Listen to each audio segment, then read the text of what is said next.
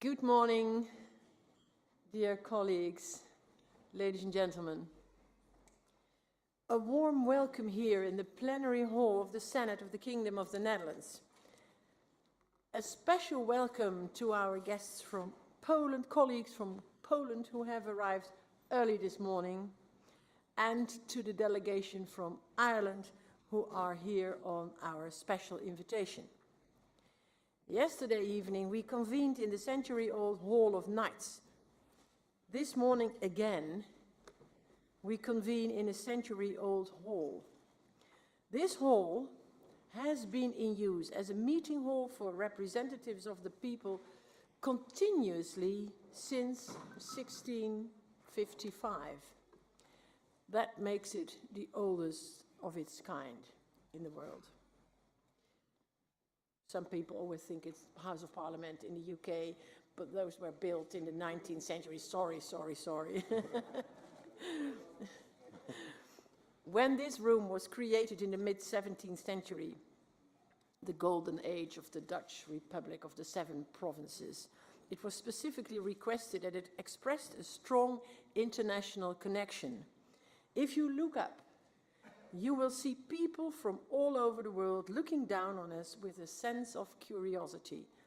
If you look closely, you can recognize the Polish, the Persians, the Turks, the Spanish with the Indian headgear over there, the Mexicans, the French are over there, the Italians, over there, the Russians and the English are over there, and the Germans are over there. Well, you have to find it out by yourselves. You've got a book on the House of the Senate, so you can look it up when you're home again. From that day to this, strong international connections remain of great importance to the Dutch Senate. This brings me to what I think is one of the great merits of a conference like this. It offers the chance to look at developments in national parliaments in an international setting.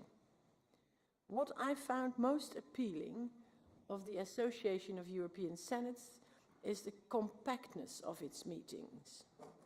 It allows for us to exchange thoughts with one another in an open, direct atmosphere.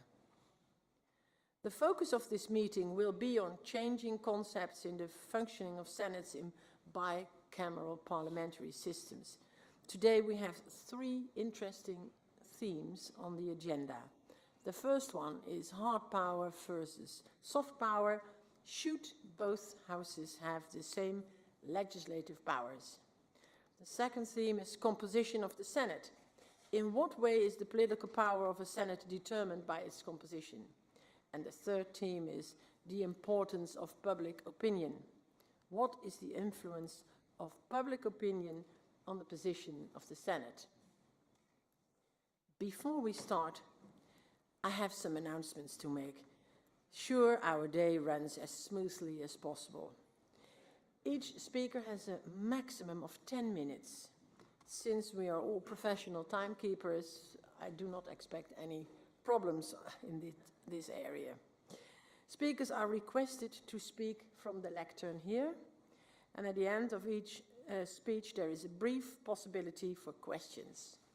Please use the microphones in the center of the room, but you must note that there is a button, and you have to keep on pressing the button, otherwise the microphone doesn't work. And this keeping the pressure on the button is precisely meant for that, what we want it to be, that people know that they're talking and that they don't go on and go on and go on. The conference will be broadcasted via our live stream. Well, we can start with our speeches. And it's in alphabetical order of the names of the countries, according to the name of the... So that's why the first speaker will be Mr. Volker Bouffier, President des Bundesrates, and I'll ask him to take the floor and address us on the first theme, hard power versus soft power. Thank you. Sehr verehrte Frau Präsidentin, liebe Kolleginnen und Kollegen, meine sehr verehrten Damen und Herren! Es ist mir eine große Ehre, dass ich in diesem historischen Saal, der älteste ist, wie ich jetzt gelernt habe, diese Konferenz mit meinem Beitrag eröffnen kann. Das ist eine große Ehre und eine Freude. Und bevor ich ein paar Bemerkungen mache zur Zweiten Kammer, zum Bundesrat in Deutschland, darf ich Ihnen, Frau Präsidentin, und Ihren Mitarbeiterinnen und Mitarbeitern sehr herzlich danken für die hervorragende Konferenz, für die Vorbereitung, für all das, was wir hier genießen dürfen und insbesondere auch für den gestrigen Abend. Wir haben uns sehr wohl gefühlt und ich denke, ich darf für alle Kollegen sagen, wir fühlen uns sehr wohl bei Ihnen. Herzlichen Dank für die tolle Konferenz. Meine Damen und Herren, die Bundesrepublik Deutschland ist ein Zusammenschluss der Länder. 16 Länder, die zum großen Teil alle schon bestanden, bevor die Bundesrepublik Deutschland gegründet wurde. Nach dem Zweiten Weltkrieg haben die Siegermächte großen Wert darauf gelegt, dass es keine starke Zentralregierung gibt, sondern unterschiedliche föderale Elemente. Das ist eine Tradition in Deutschland über viele Jahrhunderte. Deutschland war fast nie zentral regiert. Und dort, wo es zentral regiert war, war es schrecklich, insbesondere in der Zeit der Nazidiktatur. Das muss man wissen, um zu verstehen, Soft Power, Hard Power, die Bedeutung der Länder und der Zentralregierung. Wir haben 16 Länder, unterschiedlich groß. Das kleinste Land ist Bremen mit etwa 750.000 Einwohnern und das größte Nordrhein-Westfalen mit fast 19 Millionen und alle anderen dazwischen, mein Heimatland Hessen mit etwas über 6 Millionen. Wir haben in dieser Zweiten Kammer eine Situation, in der die kleinen Länder 3 Stimmen haben und die großen Länder 6, sodass zwar Unterschiede da sind, aber nicht so weit auseinandergehend. Wie setzt sich diese Kammer zusammen? Sie wird entsandt durch die jeweiligen Landesregierungen. Die Landesregierungen sind gewählt in ihren Ländern von den Parlamenten und es gibt keine direkte Wahl der Mitglieder dieses Senates oder der Zweiten Kammer durch die Bevölkerung, sondern sie werden ausschließlich entsandt durch die Landesregierungen. Das sind in der Regel die Ministerpräsidenten, alle, und je nach Größe die Mitglieder dann des Bundesrates. Der Bundesrat hat in unserer Verfassung eine relativ starke Stellung. In unserem Grundgesetz heißt es zum Beispiel, dass die Verwaltung der Republik Sache der Länder ist. Und da fast alles irgendwie Verwaltung ist, sind die Länder immer dabei. Das ist ein wichtiger Teil, das hat viel zu tun mit unserer Finanzverfassung, das hat viel zu tun mit der Ausführung unserer Gesetze. Und wir haben, das darf man nicht vergessen, eine dritte Ebene, das sind die Kommunen. In unserer Verfassung haben die Kommunen eine spezielle Bedeutung. In unserer Verfassung ist auch geregelt, dass die Gliederung in Länder nicht verändert werden kann. Das ist eine Ewigkeitsklausel. Man kann also diese föderale Struktur nicht verändern. Nach meiner Überzeugung ist die starke Stellung Deutschlands ein Produkt dieser föderalen Ordnung, auch wenn die Gesetzgebung, die politische Willensbildung gelegentlich schwierig ist. Das ist anstrengend. Aber der große Vorteil ist der Wettbewerb der Länder um die jeweils beste Lösung. In unserer Verfassung haben die Länder eigenständige Kompetenzen. Ich will 2 Beispiele nennen. Die gesamte Schule, Kultur, Hochschulen ist alles Ländersache. Polizei, um mal ein anderes Thema zu nennen, ich war lange Innen- und Polizeiminister, ist Sache der Länder. Nur die äußere Sicherheit ist der Bund. Vernünftigerweise muss man allerdings zusammenarbeiten, wenn das was werden soll. Und diese Zusammenarbeit ist geregelt. Der Bundestag, also unsere erste Kammer, ist in der Regel die federführende Institution bei der Gesetzgebung. Und die Gesetzgebung läuft bei uns sowohl Bundestag wie Bundesrat. Und da gibt es zwei Formen von Gesetzen. Das eine sind Gesetze, sogenannte Zustimmungsgesetze. Dort muss der Bundesrat zustimmen, wenn das Gesetz in Kraft treten soll. Wenn der Bundesrat nicht zustimmt, ist es vorbei. Und dann gibt es die Einspruchsgesetze. Das sind Gesetze, wo der Bundestag etwas beschließen kann und der Bundesrat Einspruch einlegt, sagt, wir sind damit nicht einverstanden. Dann kann in einem Verfahren der Bundestag diesen Einspruch wieder überstimmen und dann wird es wirksam. In der politischen Praxis ist es allerdings so, dass in aller Regel man versucht, zusammenzukommen. Der Bundestag hat ein Gesetzgebungsinitiativrecht, der Bundesrat auch. Und wenn die Bundesregierung Gesetze vorlegt oder Gesetzentwürfe, gehen sie zuerst in den Bundesrat. Bevor sie also in den Bundestag kommen, beraten erst wir mit unserer Stellungnahme und dann kann im Bundestag diese Stellungnahme berücksichtigt werden. Und wenn es Gesetze sind, wo der Bundesrat zustimmen muss, dann wird der Bundestag immer überlegen, ob er das Gesetz so modifiziert, dass er eine Chance hat, im Bundesrat durchzukommen. Es gibt ein Instrument, das nennt sich Vermittlungsausschuss. Dieser Vermittlungsausschuss kann angerufen werden von der Bundesregierung, vom Bundesrat und vom Bundestag, wo man dann versuchen kann, in einem kleinen Komitee eine entsprechende Lösung zu finden. Das gab Zeiten, da war das sehr häufig der Fall, und es gibt Zeiten, das ist weniger der Fall. Und wenn dann dieser Vorschlag, den dieser Vermittlungsausschuss macht, in den beiden Parlamenten angenommen wird, dann ist das Ganze ein Gesetz. Das ist in etwa die konstitutionelle Verfassung. Wie sieht das praktisch aus? Dadurch, dass in den Ländern die Mitglieder des Bundesrates von der Regierung kommen, von den Landesregierungen, haben sie in aller Regel in diesem Bundesrat die Parteivorsitzenden der starken Länder. Und dann sind die Ministerpräsidenten nicht nur Ministerpräsidenten, sie sind auch in den Parteien in aller Regel führende Leute, sodass über diese informelle Schiene sowohl in den Bundestag wie Bundesrat wie in die Bundesregierung hineingewirkt wird. Ich bin zum Beispiel auch stellvertretender Vorsitzender der CDU in Deutschland und Vertreter von Frau Merkel. Natürlich, wenn wir im Präsidium der CDU zusammensitzen, sind die Ministerpräsidenten, ist Frau Merkel, ist Herr Schäuble, und dann diskutieren wir natürlich auch über Gesetzgebungsfragen und überlegen, wie kriegen wir das hin. Und bei den Sozialdemokraten ist es genauso. Und dann sieht man sich und versucht sozusagen einen Kompromiss vorzubereiten. Es gilt bei uns der Satz, erst kommt das Land und dann die Partei. Diese 16 Länder sind natürlich politische Mehrheiten, aber es gibt sehr, sehr unterschiedliche Interessenlagen. Wenn wir zum Beispiel über die Frage sprechen der Landwirtschaft oder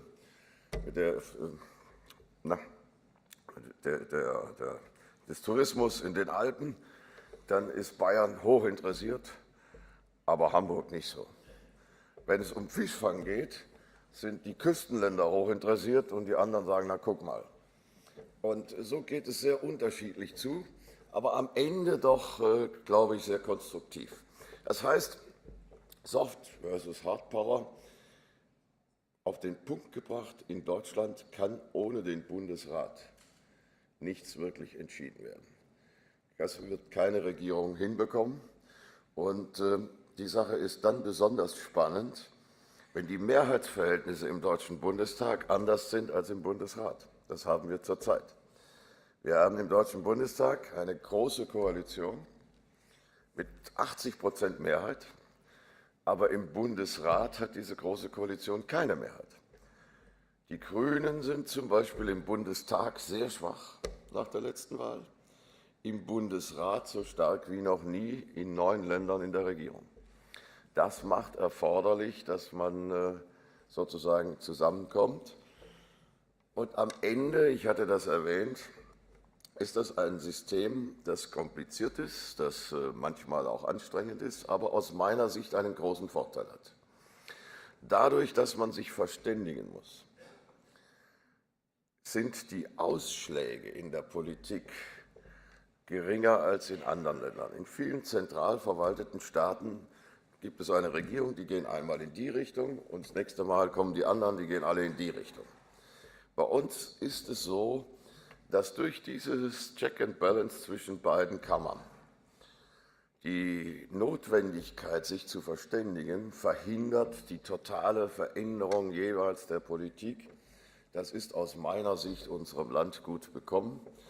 Und deshalb, wenn wir über föderative Elemente sprechen, wissen wir, dass das in vielen Ländern manchmal eine Skepsis auslöst. Den Vorteil sehe ich darin, dass in einem großen Land wie in Deutschland über den Bundesrat regionale Besonderheiten, landsmannschaftliche Verbundenheiten, historische Gegebenheiten besser in die politische Arbeit eingebracht werden können, als wenn alles zentral von einer Stelle kommt, die kein Gefühl haben, wie ein Bayer denkt oder ein Hamburger. Und deshalb glauben wir, dass dieses vielleicht kompliziertere System am Ende erfolgreich ist. Letzte Bemerkung: öffentliche Meinung. Öffentliche Meinung ist eine schwierige Sache. Die ist mal so und mal anders. Sie haben nur noch eine Sekunde. Bitte? Sie haben nur noch eine Sekunde. Eben, deshalb will ich zum Schluss kommen. Insgesamt hat der Bundesrat ein hohes Ansehen. Wenn wir schnell entscheiden und die Bevölkerung ist sehr interessiert, werden wir gelobt. Wenn es lange dauert, ist die Bevölkerung eher unzufrieden und sagt, warum kommen die nicht zum Ergebnis? Aber ich glaube, das ist nicht viel anders wie in zentral regierten Staaten mit einer Kammer. Unter dem Strich möchte ich Ihnen sagen, wir sind froh für unser System. Wir glauben, dass es erfolgreich ist. Und wir freuen uns, dass wir im Kreise all dieser Kollegen Gelegenheit haben, uns immer wieder auszutauschen und auch voneinander zu lernen. Herzlichen Dank.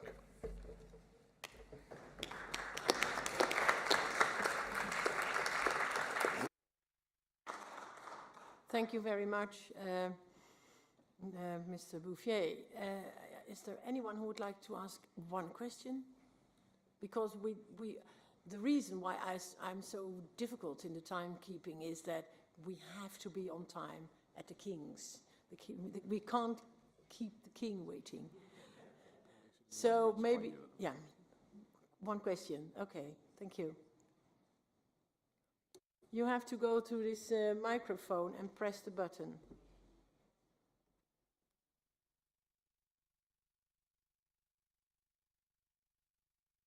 Yo quiero felicitar al presidente del Bundesrat por la excelente intervención que ha tenido y decirle que el Senado español estuvo hace apenas unas fechas visitando, invitados por el gobierno alemán, los Länder de Berlín, de Baden-Württemberg, porque queremos ver en el Bundesrat muchos ejemplos y tratar de copiar la estabilidad, la fortaleza que tiene el Bundesrat alemán.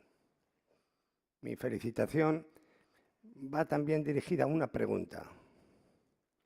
¿Existe en algún Länder pretensiones soberanistas al margen de lo que señala específicamente la Constitución en el artículo 2, me parece que es en el artículo 12, sobre la dignidad de la persona y sobre que Alemania es un Estado federal?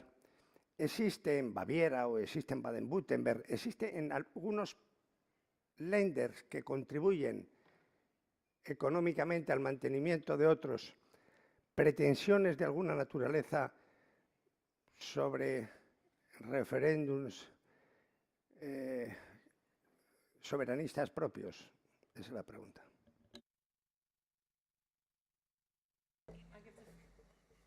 I give the floor to you, and I do hope you have a very short answer. Frau Präsidentin, lieber Kollege, ich will mich bemühen, ganz kurz auf eine schwierige Frage zu antworten. Also zunächst muss man wissen, die deutschen Länder sind eigene Staaten. Wir sind staatsrechtlich Staaten, keine Provinzen. Und deshalb haben wir auch eigene Rechte, auch konstitutive Rechte. Wir haben eigene Verfassungen und in diesen Verfassungen auch eigene Vorschriften. Zum Beispiel Referenden über bestimmte Themen sind sehr unterschiedlich in den einzelnen Ländern. Bei den einen muss man 20% der Bevölkerung haben, die abstimmen, damit ein solches Referendum überhaupt wirksam wird. Bei den anderen 15%, bei manchen 30%. Auch die Frage, über was abgestimmt werden kann, alles Sache der Länder. Zum Beispiel auch die Frage, ab welchem Alter man wählen darf für die Länder, für die Städte. Das ist alles Sache der Länder. Und insofern gibt es eigenständige, konstitutive Rechte. Damit das irgendwie alles zusammenbleibt, gilt aber auch, dass alles, was in speziellen Verfassungen steht, nur gilt, wenn es nicht mit der Gesamtverfassung in Widerspruch steht. In meinem Land ist die älteste Verfassung 1946. Da steht bis heute die Todesstrafe drin. Im Grundgesetz ist die Todesstrafe abgesetzt. Und deshalb gilt natürlich auch bei uns die Todesstrafe dann nicht mehr. Aber wir haben konstitutiv bestimmte Sachen, die es im Grundgesetz des Bundes nicht gibt. Und das Ganze versteht man nur dadurch, dass wir eigene Staaten sind. So unterhält zum Beispiel mein Staat Hessen, genauso wie Bayern, viele internationale Beziehungen. Wenn zu uns ein Botschafter kommt, der kommt zu mir und bekommt von mir seine Exequatur. Wenn ein Bischof zum Beispiel bei uns ernannt wird vom Vatikan, dann muss ich zustimmen. Das macht das Besondere aus und das gibt es in Europa so nicht mehr. Wir sind eigene Staaten mit eigener konstitutiver Gewalt, die aber nur dann möglich ist, wenn sie nicht gegen die Elemente, die Grundelemente des Grundgesetzes verstoßen. Bitte um Nachsicht, ich habe versucht, das einigermaßen zu erklären, Frau Präsidentin, ich bedanke mich. Thank you very much. I would like to give the floor to the President of the Senate of Italy, Signor Pietro Grasso.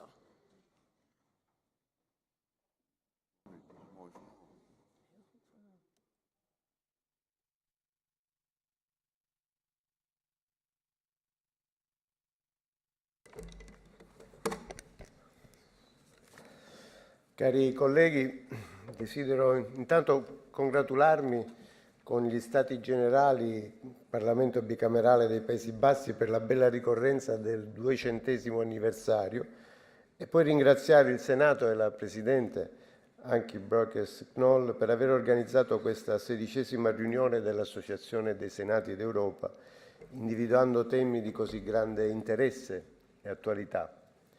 In Italia l'esigenza di riformare il Senato è stata avvertita come una priorità istituzionale in molte fasi storiche e numerosi tentativi di riforma si sono succeduti nei decenni, ma il tema della riforma del nostro sistema parlamentare è stato molto dibattuto in ambito politico e scientifico, soprattutto nel corso dell'attuale legislatura. Come è noto, l'Italia ha avviato un percorso di revisione costituzionale volto al superamento del bicameralismo paritario adottato dalla nostra Costituzione del 1948 e ancora in vigore, secondo il quale il Governo deve ottenere la fiducia di entrambe le Camere e la funzione legislativa richiede che ogni legge sia approvata nell'identico testo in ognuno dei rami del Parlamento. Il Governo in carica ha anche promosso una riforma della legge elettorale, approvata pochi giorni fa dal Parlamento, che, seppur con la procedura della legge ordinaria, può definirsi di interesse costituzionale in quanto fissa le regole per l'elezione della Camera dei Deputati, quindi organo costituzionale, in attesa e a completamento della revisione di tutto quanto il sistema con la riforma del Senato. La riforma costituzionale, dopo una prima approvazione al Senato, è stata modificata dalla Camera dei Deputati e adesso dovrà essere approvata di nuovo dal Senato. Infatti, secondo il nostro sistema costituzionale, i disegni di legge di revisione della Costituzione devono essere approvati nell'identico testo da entrambe le Camere in 2 letture e nel caso di approvazione in seconda lettura con maggioranza inferiore ai 2/3, la legge deve essere sottoposta a referendum confermativo. La riforma, nel testo che ci è pervenuto al Senato dalla Camera, prevede una modifica tanto della composizione quanto delle funzioni del Senato.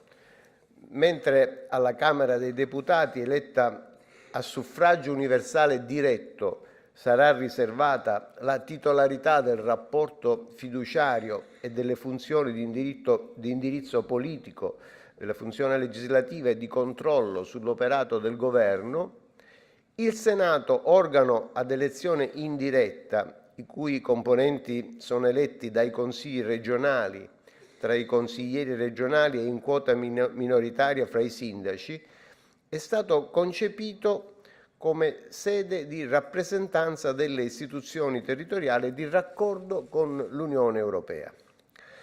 Attualmente la riflessione parlamentare è concentrata sul profilo particolarmente critico del riparto di competenze.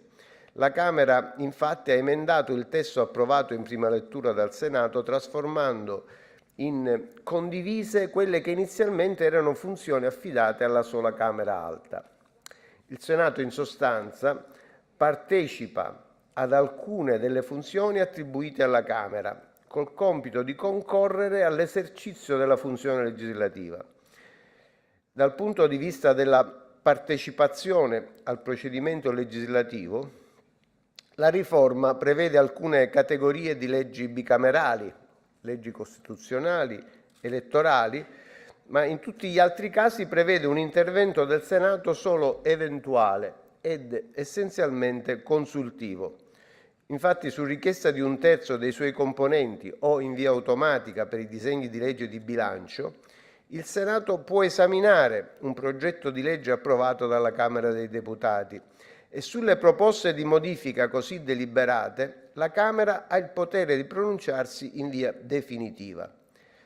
Per le leggi a tutela dell'unità giuridica ed economica della Repubblica o a tutela dell'interesse nazionale, la Camera può disattendere eventuali modifiche che siano state deliberate dal Senato a maggioranza assoluta dai suoi componenti, solo approvando il testo con la stessa maggioranza, cioè con la maggioranza assoluta. Nella mia posizione di Presidente del Senato non posso naturalmente entrare nel dibattito politico in corso in Italia, però mi piace sottolineare alcune questioni di principio. Credo per prima cosa che la riforma del Senato debba essere inquadrata correttamente nel complesso di elementi istituzionali di contorno, come la legislazione elettorale, il sistema dei partiti, le variazioni delle forme di governo e di Stato, che in maniera diretta o indiretta influiscono poi effettivamente sul ruolo della Camera Alta. E penso poi che per mantenere un corretto equilibrio costituzionale sia importante mantenere in capo al Senato la funzione di contrappeso in chiave democratica. Il ruolo cioè di Camera di garanzia si rende essenziale a fronte del rafforzamento del rapporto tra il Governo e la maggioranza parlamentare incentrato su una sola Camera. L'esigenza quindi non è tanto quella di introdurre forme di aggravamento del procedimento legislativo come nei paesi dove il Senato può bloccare le decisioni della Camera politica con un veto. Piuttosto è necessario che la revisione del bicameralismo paritario non si fermi alla simmetria di composizione e funzioni, ma includa una effettiva differenziazione del ruolo e dei poteri delle due Camere, al punto di dare a ciascuna di esse un'identità istituzionale ben definita. I meccanismi di coesione politica sottesi al rapporto fiduciario possono rendere meno incisiva l'azione di controllo della Camera dei Deputati E il Senato, proprio perché svincolato dal rapporto di fiducia, dal patto di maggioranza, può esercitare efficacemente il potere di inchiesta parlamentare, più in generale di verifica dell'attività dei pubblici poteri. Per le stesse ragioni, il Senato è nella posizione più idonea per svolgere in modo sistematico la verifica dell'attuazione delle leggi, così da arginare gli eccessi di produzione normativa e per assicurare efficacia ed effettività delle riforme approvate. Il Senato può infine garantire in modo ottimale il necessario controllo democratico sugli andamenti di finanza pubblica, bilanciando il crescente peso degli esecutivi determinato dalla nuova governance economica e finanziaria dell'Unione Europea. Insomma, una Camera a bassa intensità politica e a ridotta contrapposizione partitica può e deve diventare il luogo dove non ci si limita ad approvare un numero consistente di leggi, ma a votare le leggi migliori. Si tratta di passare da una logica quantitativa ad una prospettiva qualitativa e in quest'ottica la funzione di garanzia del Senato appare perfettamente compatibile con la rappresentanza territoriale dalla quale risulta consolidata e rafforzata.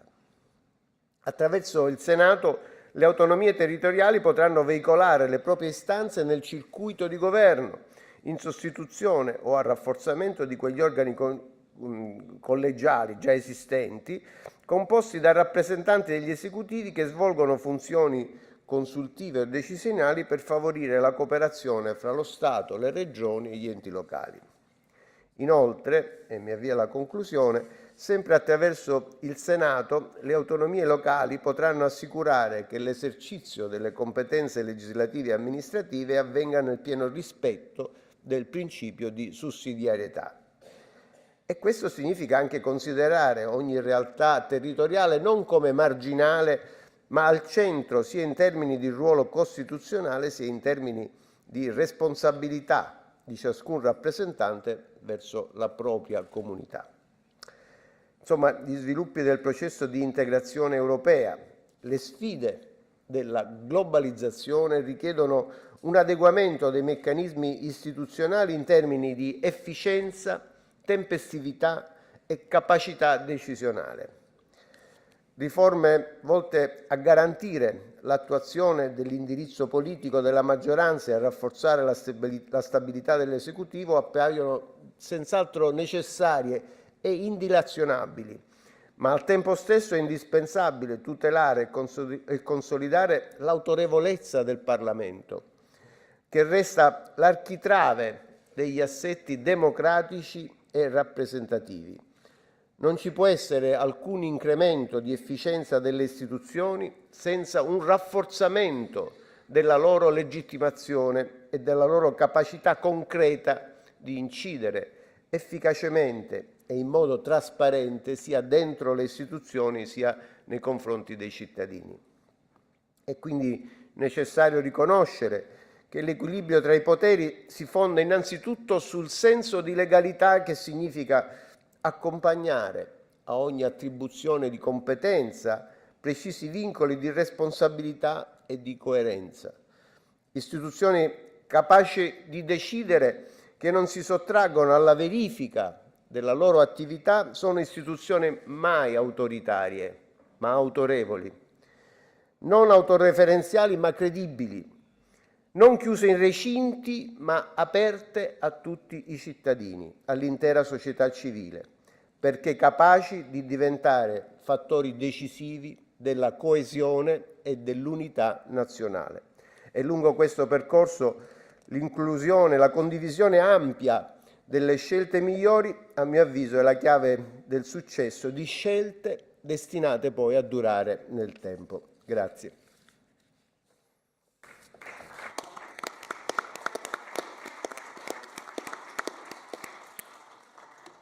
Thank you very much, Mr. Grasso. Just to be sure that we will be on time, no questions now at this moment, but first we hear the speech of Mrs. Viviane Ecker, and then we'll have some questions and before the President of the Senate of Romania is holding a speech. So please, if you have a question, wait a couple of minutes before asking it. And first we give the floor to Mrs. Viviane Ecker from the Council of State of the Grand Duchy of Luxembourg. Merci Madame la Présidente. Tout d'abord, je voudrais me rallier aux orateurs qui m'ont précédé pour vous remercier chaleureusement pour l'organisation excellente de cette réunion, pour votre accueil et pour la magnifique soirée, le dîner que nous avons eu dans cette jolie salle hier soir. C'est un grand honneur pour le Conseil d'État luxembourgeois de participer à cette réunion, alors que vous savez que nous ne sommes qu'observateurs dans l'Association des Sénats européens, puisque en droit, le Luxembourg n'est pas un système parlementaire bicaméral, mais bien un système monocaméral. Ce n'était pas comme ça il y a 200 ans. Vous le savez bien, le Luxembourg faisait partie du Royaume des Pays-Bas et nous avions donc un Sénat commun. Mais depuis la première constitution dont s'est doté le Grand-Duché de Luxembourg, les constituants ont écarté l'idée de la création d'un Sénat en raison de l'exiguïté du pays. Et c'est resté jusqu'à ce jour comme ça. Il n'y a donc qu'un seul Parlement, à savoir la Chambre des députés. Mais le constituant de 1868 a prévu que le Conseil d'État luxembourgeois avait pour mission de suppléer à l'absence d'une deuxième chambre. Et ainsi, pour parer à l'absence d'un Sénat, la Constitution luxembourgeoise a prévu un mécanisme spécial, c'est-à-dire toutes les lois sont obligatoirement à soumettre à un second vote dans un intervalle d'au moins 3 mois par la Chambre des députés, à moins que celle-ci s'en dispense. Mais c'est le Conseil d'État qui doit accepter cette dispense. Il le fait en séance publique, alors que les autres séances du Conseil d'État sont à huis clos. Le Conseil d'État est obligatoirement saisi pour avis de chaque projet et chaque proposition de loi, et aussi de tout amendement, c'est-à-dire chaque changement textuel relatif à un projet de loi ou une proposition doit être avisé par le Conseil d'État avant que la Chambre des députés ne puisse procéder au vote définitif du texte de loi. Et le Conseil d'État a émis des avis à travers lesquels il étudie l'opportunité politique des projets ou des propositions de loi, mais surtout, il examine les textes quant à leur conformité avec la Constitution, le droit européen, les normes internationales et les principes généraux du droit. Et si le Conseil d'État décèle des contrariétés avec les normes supérieures, il forme ce qu'on appelle communément des oppositions formelles. Et si le législateur ne redresse pas le texte du projet de loi ou de la proposition de loi dans le sens préconisé par le Conseil d'État, ou s'il ne fournit pas des arguments pour désamorcer les critiques émises par le Conseil d'État, celui-ci recourt à son droit de veto suspensif de 3 mois que la Constitution lui confère. C'est-à-dire, si le Conseil d'État refuse la dispense du second vote, la Chambre des députés est obligée d'attendre 3 mois avant de voter le projet de loi une deuxième fois. Et contrairement aux députés, le Conseil d'État ne s'est pas vu conférer le droit d'initiative en matière législative, mais il peut attirer l'attention du gouvernement sur l'opportunité de nouvelles lois ou de modifications à faire dans les lois existantes. Et dans ses avis, le Conseil d'État attire régulièrement l'attention du gouvernement et fait des propositions de textes à l'adresse du gouvernement et du Parlement. Donc le Conseil d'État intervient à chaque stade de la procédure législative et même en ce qui concerne les révisions constitutionnelles, son avis est demandé, mais à ce niveau, son rôle n'est que purement consultatif. L'avis du Conseil d'État est demandé également pour la loi annuelle concernant le budget de l'État. Et là, le Conseil d'État ne fait pas de distinction en ce qui concerne l'examen du budget et l'examen dans d'autres lois en projet. Et comme pour tout projet ou proposition de loi, le Conseil d'État s'abstient d'émettre des oppositions formelles d'ordre politique. Mais à l'avenir, le rôle du Conseil d'État dans l'examen du budget pourra néanmoins être d'une autre envergure, parce qu'il sera nécessairement à l'avenir amené à examiner la conformité du budget de l'État par rapport aux exigences imposées par le traité sur la stabilité, la coordination et la gouvernance économique au sein de l'Union économique et monétaire que le Luxembourg a approuvé par une loi du 29 mars 2013.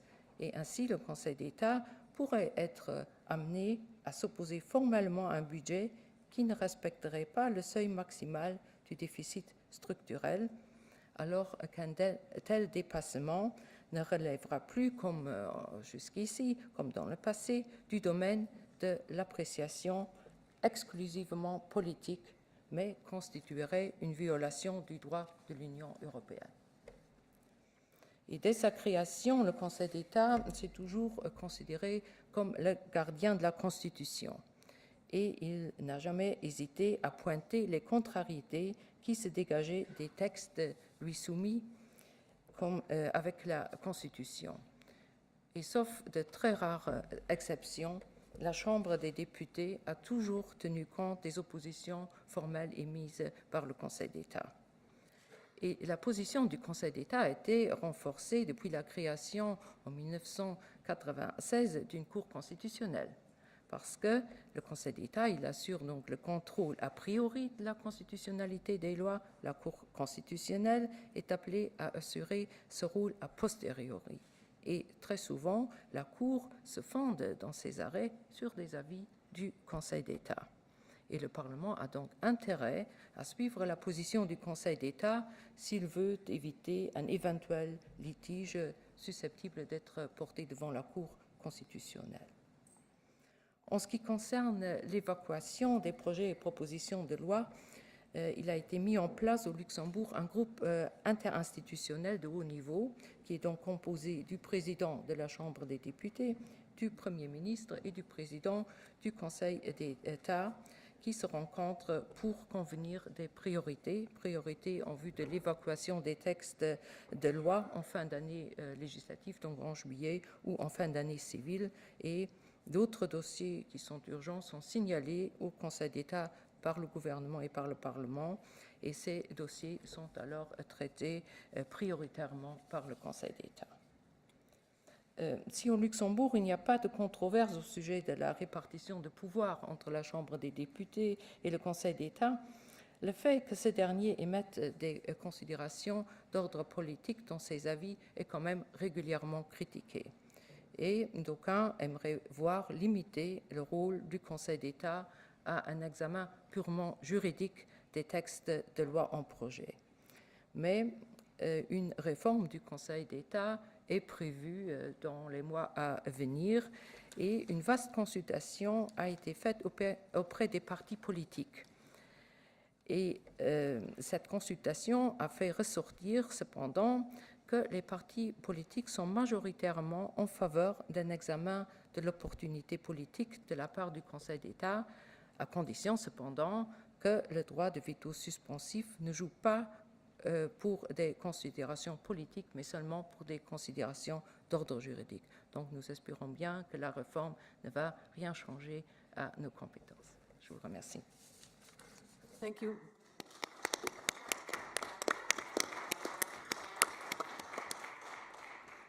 Thank you very much, Mrs. Vivian Ecker. And you still have to wait with questions because now I give the floor to the President of the Senate of Romania, Mr. Călin Popescu. Sir, I do hope I pronounce your name properly. I do my best, but my Romanian is not very good. Don't worry. Okay. Călin, is it Călin Popescu? Tăricianu. Okay, thank you very much. You have the floor. Thank you, Mrs. President, and I would like to convey from my part also the congratulations for organizing this conference. And for the hospitality which was awarded to us once again. Thank you very much. Your Excellencies, President and speakers of the Senate, dear colleagues and friends. I would like to begin by sharing with you a famous political anecdote. It is said that Thomas Jefferson once complained to Washington that a solid majority in the Philadelphia Convention, as well as the president-to-be, were in favor of a two-chamber parliamentary system. Surprised by such preference, Jefferson kindly asked, "Why do you want a second chamber?" As a reply, Washington responded, "Why do you pour milk into your tea?" To cool it down was the obvious and candid answer, giving Washington the opportunity to explain that the natural function of any upper house is precisely to cool down the decisions of the legislative body.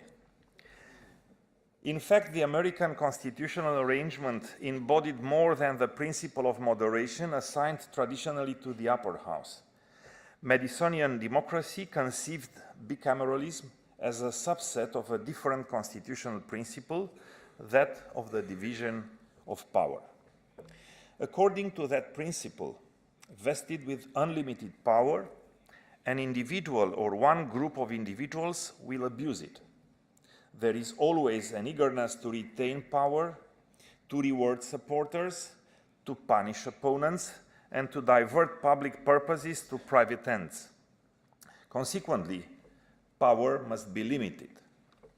The only satisfactory method of limitation is to divide power between the different bodies with some sort of scrutiny of each other's actions. Only respect for, if not fear, of another power can restrain power. To make the system last, the division is made between institutions, not people. The most comprehensive set of claims in favor of bicameralism is to be found in the Federalist Papers, number 62 and 63, probably authored by James Madison. Their first claim is that the upper chamber is a check on popular passions and thus on the possibility of majority tyranny. In this point of view, a Senate as a second branch of the Legislative Assembly, distinct from and dividing the power with, a first must be in all cases a salutary check on the government. It doubles the security to the people by requiring the concurrence of two distinct bodies in schemes of usurpation or perfidy, where the ambition of corruption of one would otherwise be sufficient. Unsurprisingly, Walter Bagehot followed a similar logic when describing the process of transforming the House of Lords from an upper house into a second house. He argued that it is a great gain to society to have two idols. In the competition of idolatries, the true worship gets a chance. What exactly might be this true worship in our democratic setting? I will try to provide an answer by looking at what makes parliamentary power soft or hard, by briefly introducing an evaluation of Romanian bicameralism, and finally, by suggesting how second chambers could achieve a new political significance in the present crisis of representative democracy. Let me now define bicameralism as the requirement of simultaneous support of the majority given by distinct assemblies to new legislation. A bicameral system is strong if the two houses enjoy the same legitimacy and none of them can easily impose its will on the other. How common is strong bicameralism? For a parliamentary system to qualify as strong bicameral, it would seem necessary that both houses be directly elected. As to the strength of the second chamber, it is principally determined by three factors: symmetry, the balance, of course, of constitutional powers between the houses; congruence, which is the extent to which the second chamber is likely to reflect or differ from the partisan composition of the lower house; and legitimacy, whether the second chamber possesses the democratic legitimacy to use its powers. In symmetrical bicameralism, the two chambers have equal or nearly equal powers. The consent of both houses is usually needed for the enactment of laws, and the lower house cannot unilaterally override vetoes or amendments adopted by the upper house, or can do so only with difficulty. Bicameralism is asymmetrical when the upper house is constitutionally limited to a delaying power, having the right to propose but not insist on amendments.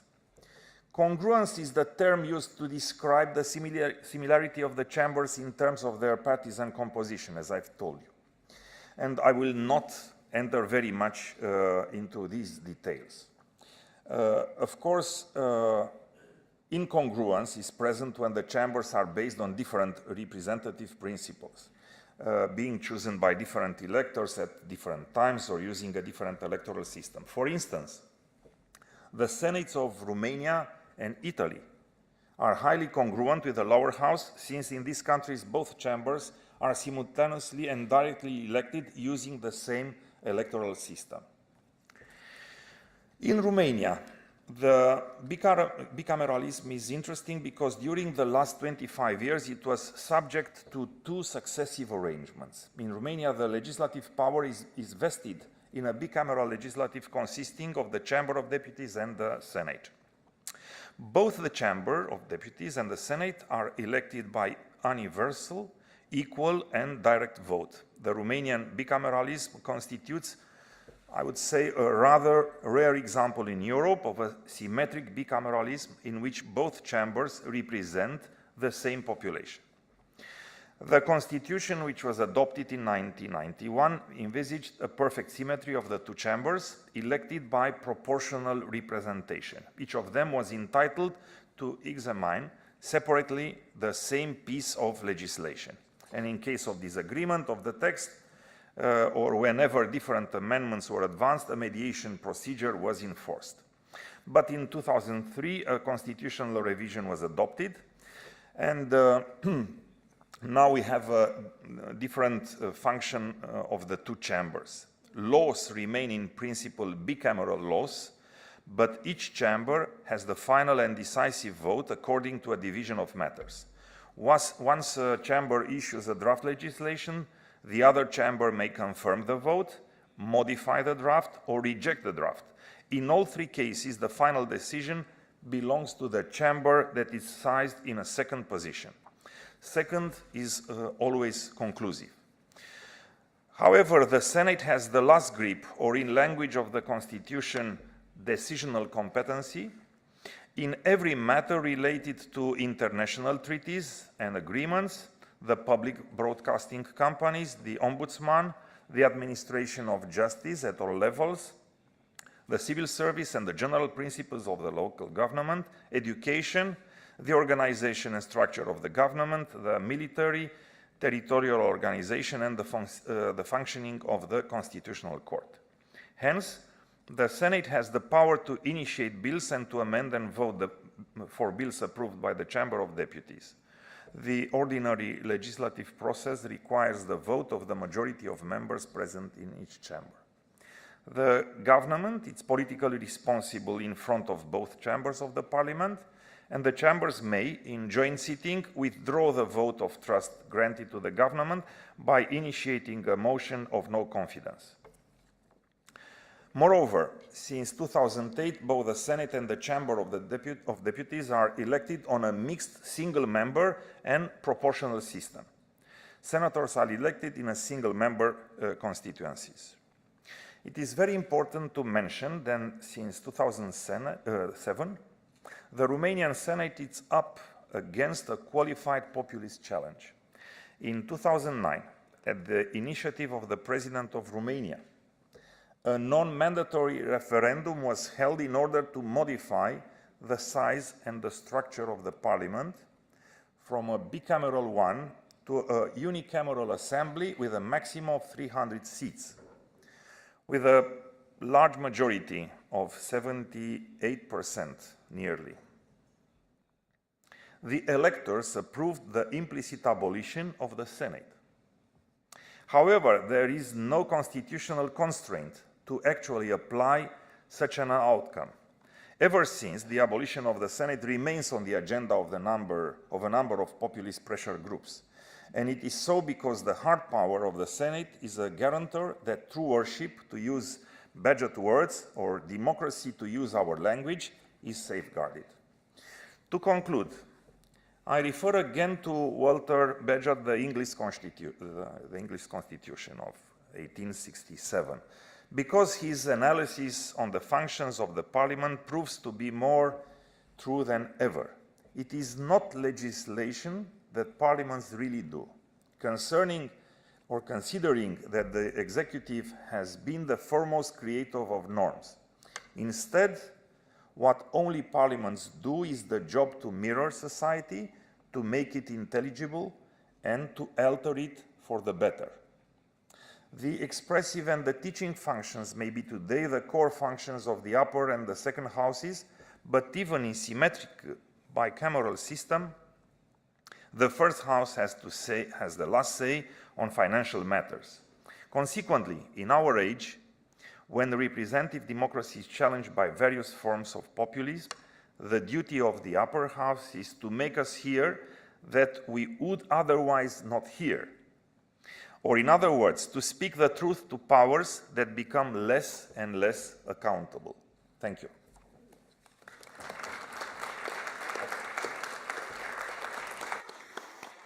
Thank you very much, dear colleague. I'm looking at the clock. I know that you have, maybe some of you have pressing questions, but at first I would like to give the possibility for the, I'm,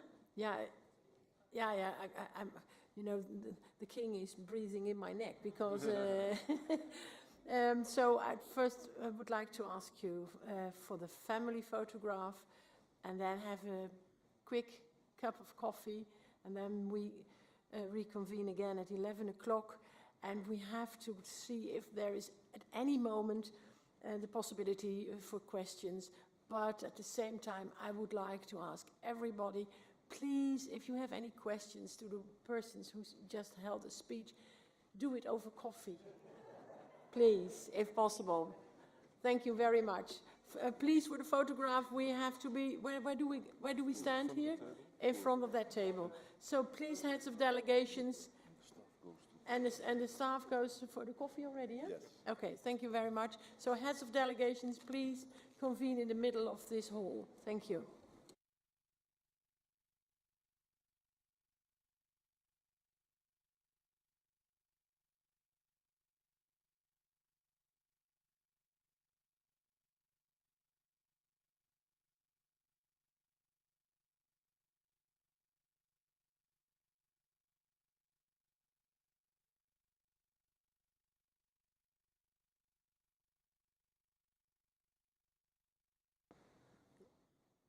Thank you.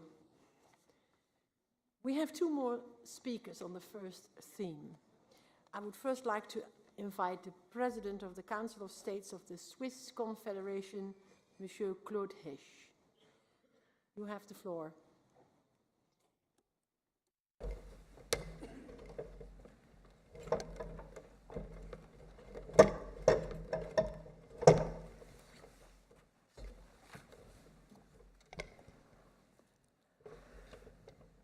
Madame la Présidente, chers et chers collègues, Mesdames et Messieurs, à mon tour, Madame la Présidente, de vous apporter un grand merci pour la qualité de l'accueil et de l'organisation.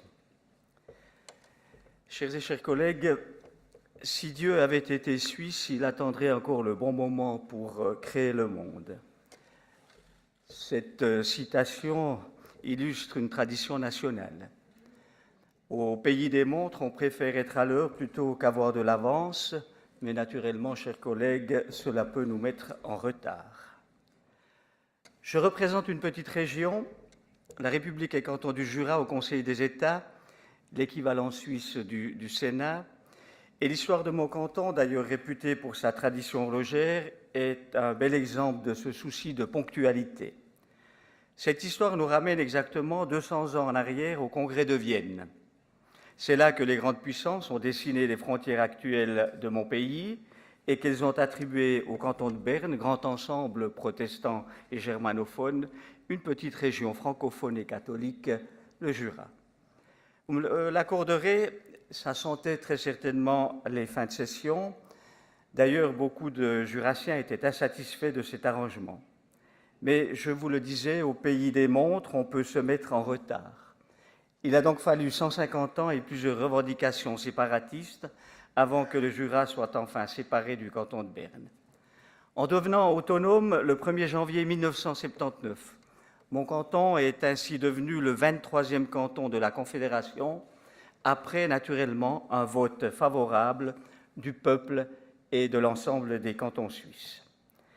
La création de ce nouveau canton est un événement que je peux qualifier d'extraordinaire puisque cela a provoqué une modification intérieure des frontières et ceci sans violence. La Suisse a donc démontré sa capacité à se remettre en question et c'est un peu un sujet de fierté et un exemple de démocratie. Cette histoire illustre la plasticité dont la Suisse peut faire preuve. Elle illustre également un point central lorsque l'on parle de la politique en Suisse. C'est parce qu'ils se perçoivent comme une entité à part que les Jurassiens ont voulu leur propre canton. Cette réalité vaut, comme d'ailleurs pour beaucoup de régions dans le monde entier, pour la population de chaque canton et, comme vous allez le voir, elle influence tout notre système politique. Ainsi, à la Chambre haute, chaque canton-région est représenté à égalité, quelle que soit sa taille et son poids démographique. Les 70 000 habitants de mon canton sont donc représentés par 2 sénateurs, élus au scrutin universel, comme les 1 300 000 habitants, par exemple, du canton de Zurich, ou le million d'habitants du canton de Berne. Le Conseil national, par contre, la chambre basse de mon pays, est composé de 200 membres, élus également au suffrage universel dans chaque canton. Le nombre de sièges de chaque canton au Conseil national dépend ici du nombre de ses habitants, mais il sera au minimum de 2 par canton. Les cantons sont donc représentés à égalité à la Chambre haute, mais cela ne serait pas grand-chose si on avait octroyé peu de pouvoir à la Chambre haute. Or, en Suisse, le Conseil national et le Conseil des États ont exactement les mêmes compétences et le même rôle. Parmi les démocraties, mon pays constituera peut-être bientôt un cas unique.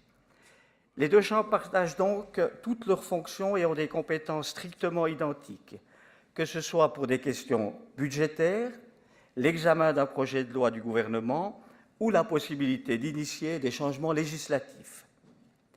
Commençons par parler de leurs fonctions électives.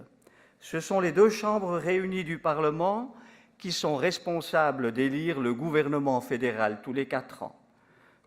Je pense ou je crois que mon pays constitue ici une exception.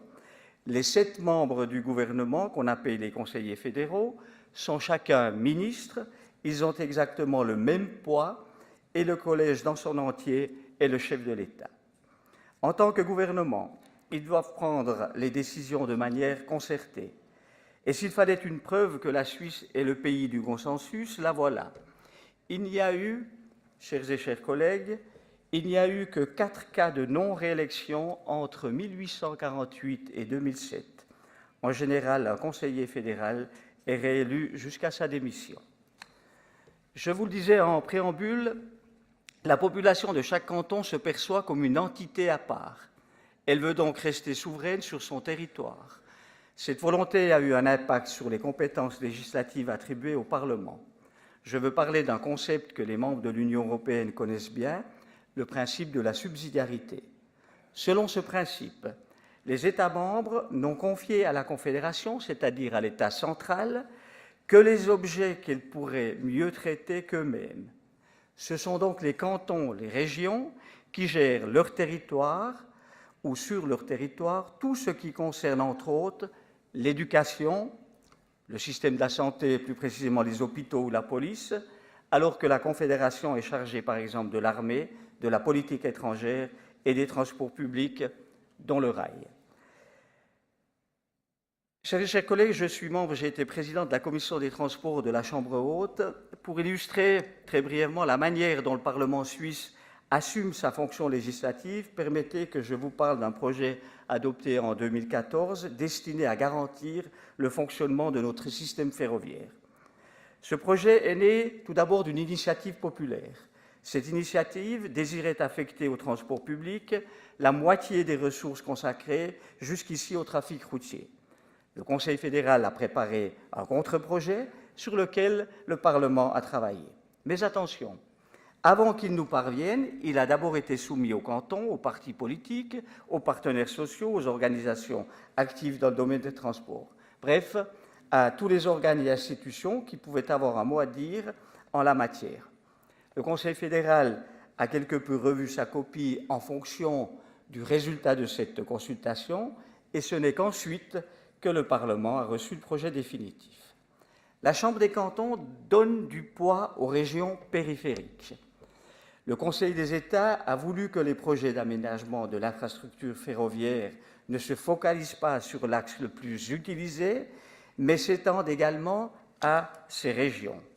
Après 2 navettes, le projet final a été accepté. Sans l'accord, et j'insiste, sans l'accord des 2 chambres en tout point, le projet n'aurait pas pu être adopté et serait devenu caduc. Comme il s'agissait d'une modification de la Constitution, le projet devait passer devant le peuple. Il a été approuvé au début de l'année 2014 à 63% des voix et 22 cantons contre 1. Je précise encore qu'il faut la double majorité, peuple et canton, pour que le nouveau texte, en l'occurrence constitutionnel, soit accepté. Vous me direz, chers et chers collègues, la durée de ce processus. Ce processus législatif aura duré 4 ans. Il paraît que tout ce qui doit durer est lent à croître, selon le philosophe français Louis de Bonnel. Il est certain que cette lenteur assure une stabilité à nos institutions. Revenir en arrière nous prendrait au moins autant de temps. Lorsqu'un projet de loi a été adopté en votation populaire, il ne vient d'ailleurs plus à l'idée de personne de vouloir revenir en arrière, quels que soient les changements politiques qui interviennent. Le rail, chers et chers collègues, c'est l'irrigation d'un pays. Amener la mobilité dans une région, c'est lui apporter l'oxygène et la vie. Le Parlement l'a bien compris, d'abord en doublant le montant proposé dans le projet du gouvernement, et ensuite en faisant également profiter les régions périphériques. Mais il y a aussi un calcul politique là-dessous.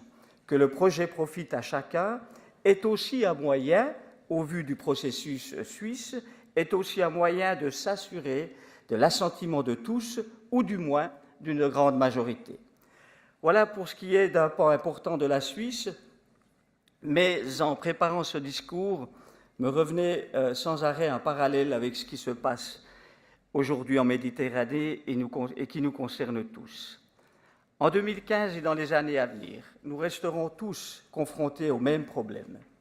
Des dizaines de milliers de personnes risquent leur vie pour arriver jusque chez nous. Si elles le font, c'est justement parce qu'on ne se soucie pas suffisamment de leur voix là où elles vivent. Que le rassentiment ne soit jamais nécessaire engendre cela, une fuite à mort.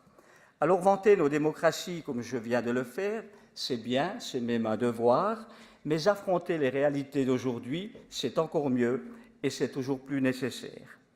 En Suisse, un système a été mis en place qu'on appelle la péréquation financière. Très grossièrement résumé, il s'agit pour les cantons plus riches de donner de l'argent aux cantons aux ressources réduites. La richesse des uns profite donc à tous, puisqu'elle encourage le développement des autres.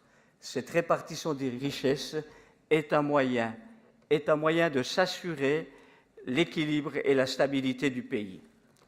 Vous me direz, au sein d'un pays, c'est normal de procéder de la sorte. Et pourtant, nous savons tous que la misère qui provoque ces flux migratoires meurtriers engendre, elle aussi, de l'instabilité et des déséquilibres. Ceux-ci nous touchent de plus en plus près, en tant que voyageurs, mais aussi à l'intérieur de nos propres frontières. C'est pour cela que j'évoque aujourd'hui la péréquation financière de mon pays. Si nos richesses, que ce soit par le biais de la formation des jeunes ou des processus de démocratisation, pouvaient favoriser le développement de ces régions périphériques, que sont l'immense continent africain et le Proche-Orient aujourd'hui à feu à sang, ce serait l'assurance d'une plus grande sécurité pour tous. Dans ces drames personnels à taille mondiale qui se jouent, nous devons mener et diriger une action collective, nous devons établir des plans et engager des forces et des moyens. Une répartition équitable doit se faire entre tous les pays du continent européen. J'insiste sur le continent européen, puisque je fais partie intégrante du continent européen. Chers et chers collègues, dans le village mondial, les frontières ne sont pas seulement là pour définir les souverainetés et les identités, elles servent de passerelle pour partager la prospérité et mettre en valeur le potentiel de toutes les régions du monde. Je vous remercie de votre attention.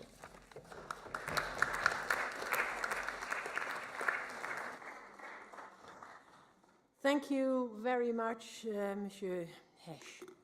And now I would like to give the floor to the Lord Speaker of the House of Lords of the United Kingdom of Great Britain and Northern Ireland, Baroness Frances de Sousa.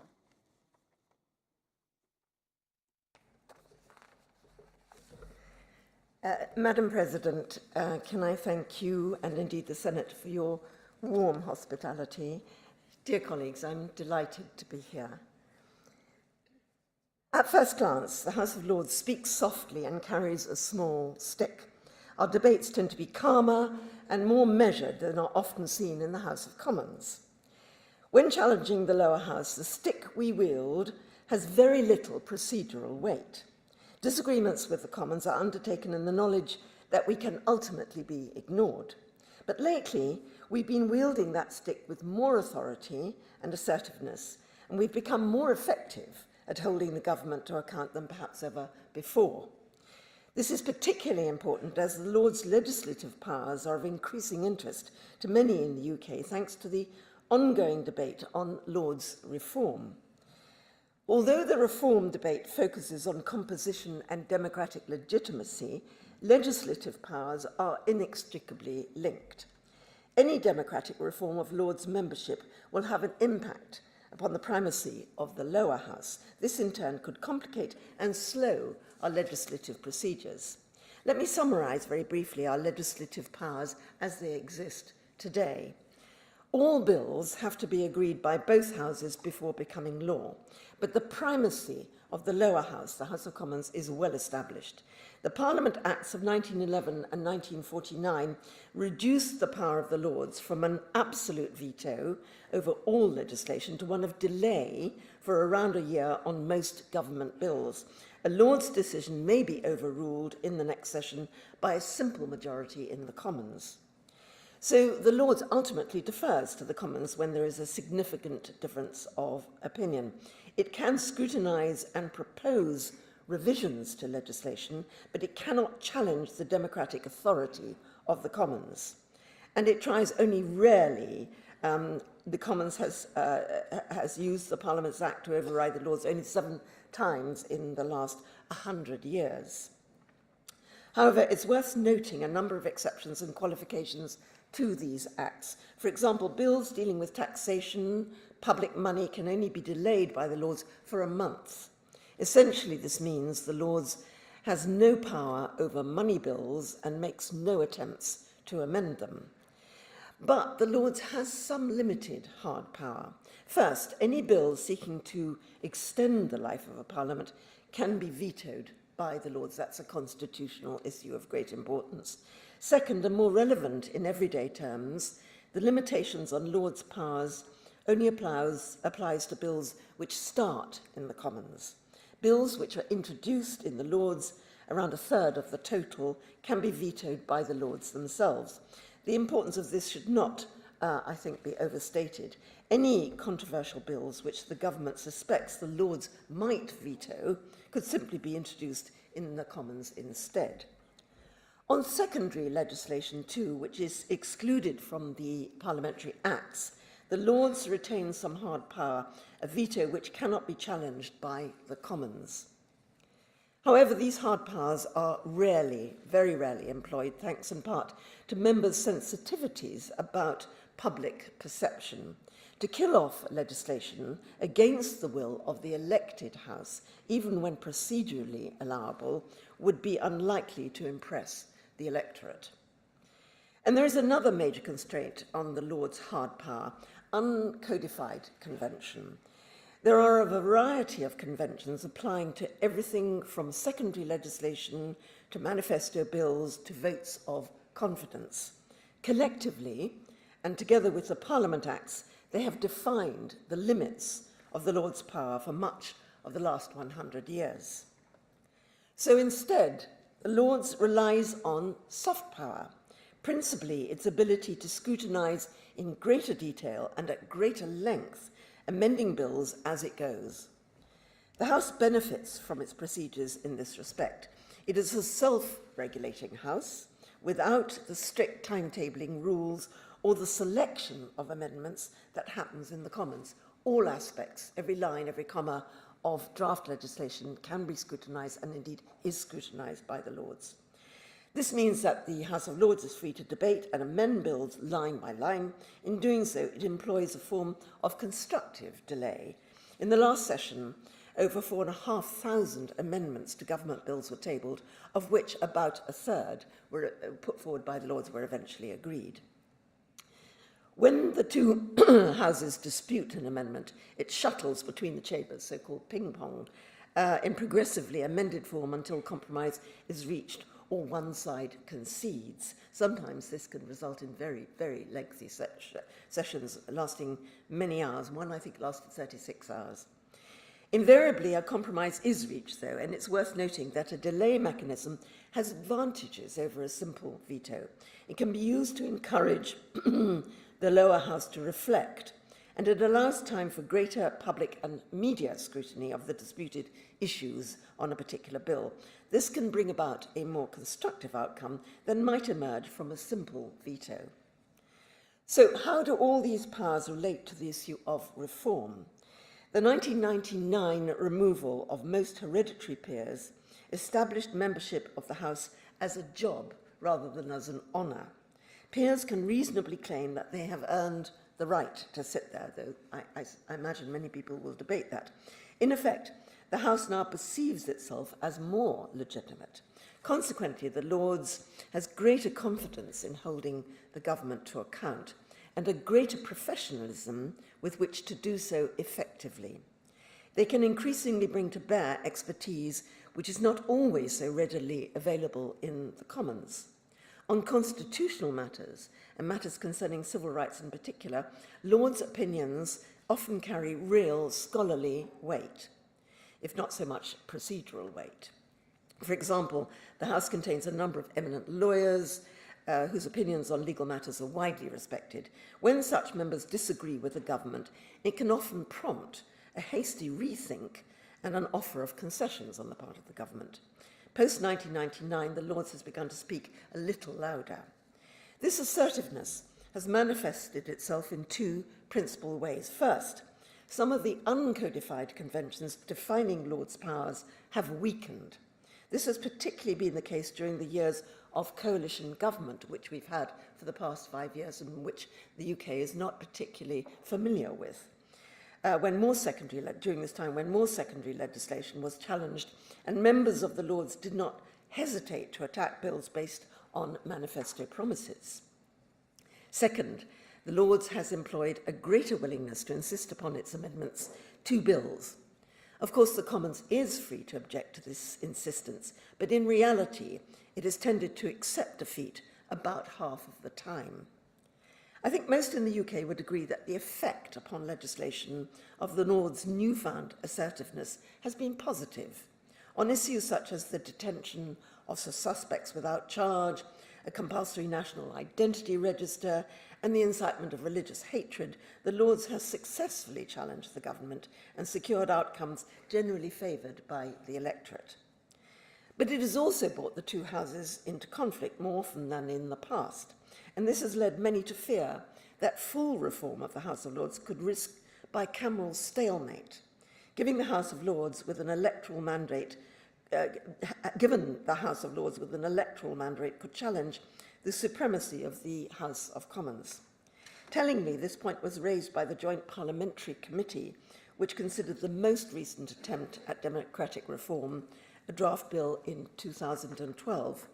That same bill failed to make progress in the Commons and never even reached the Lords.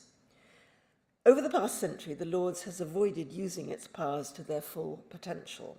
It has been constrained by conventions which were introduced in recognition of its lack of a democratic mandate. Make it more legitimate, and the purpose of these conventions could be undermined. So in employing its soft powers so energetically over the past 15 years and threatening the use of its hard powers, the Lords has highlighted one of the problems with further reform. And it's a problem of particular concern to many in the Commons. Every major effort to make the Lords a wholly or largely elected body has foundered in the Commons, long before any of them had an opportunity to founder in the Lords. Thank you. Thank you.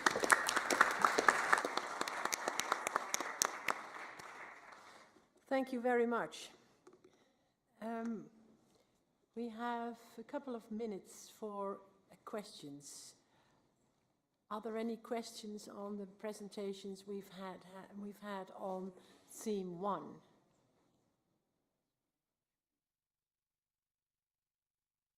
If not, we proceed to our second theme. The second theme is the composition of the Senate. And I would like to invite the Speaker of the Senate of the Kingdom of Belgium, Madame de Franje, to have the floor.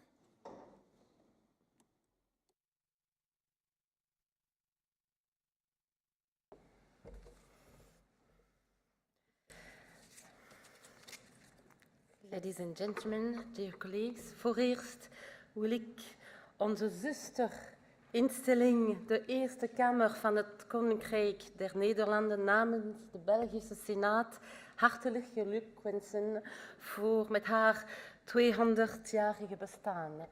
En als u weet, vanaf 1815 werden de zuidelijke Nederlanden, de latere Belgische provincies, immers verbonden met de noordelijke Nederlanden. Graag ben ik in herinnering dat de Eerste Kamer van de Nederlandse Staten-Generaal haar bestand, dank aan de hardnekkigheid van de Belgische afgevaardigden in de Commissie voor de herziening van de grondwet van het Koninkrijk der Nederlanden na de val van het keizerrijk van Napoleon en het congres van Wenen. Ik wilde ook hartelijk u bedanken voor de perfecte organisatie. En als u weet, misschien is de recentste hervorming van onze Senaat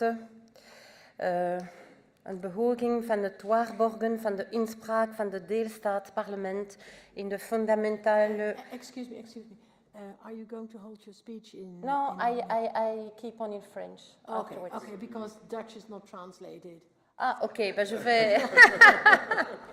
Misschien begreep u niet mijn Duits. Nee. Gaat het? Ja. Maar voor onze andere collega's zal ik verder gaan in het Frans. It's not on my account, but it's... Ja, natuurlijk, ik begrijp. Maar mijn intentie was verder te gaan in het Frans. Geen... Now, I very much appreciated the way you started your speech, because my colleague from Belgium congratulated our Senate on 200 years bicameral system, the existence of the... And she also said, which is true, that because of the Belgian nobility, we got a Senate in the Netherlands.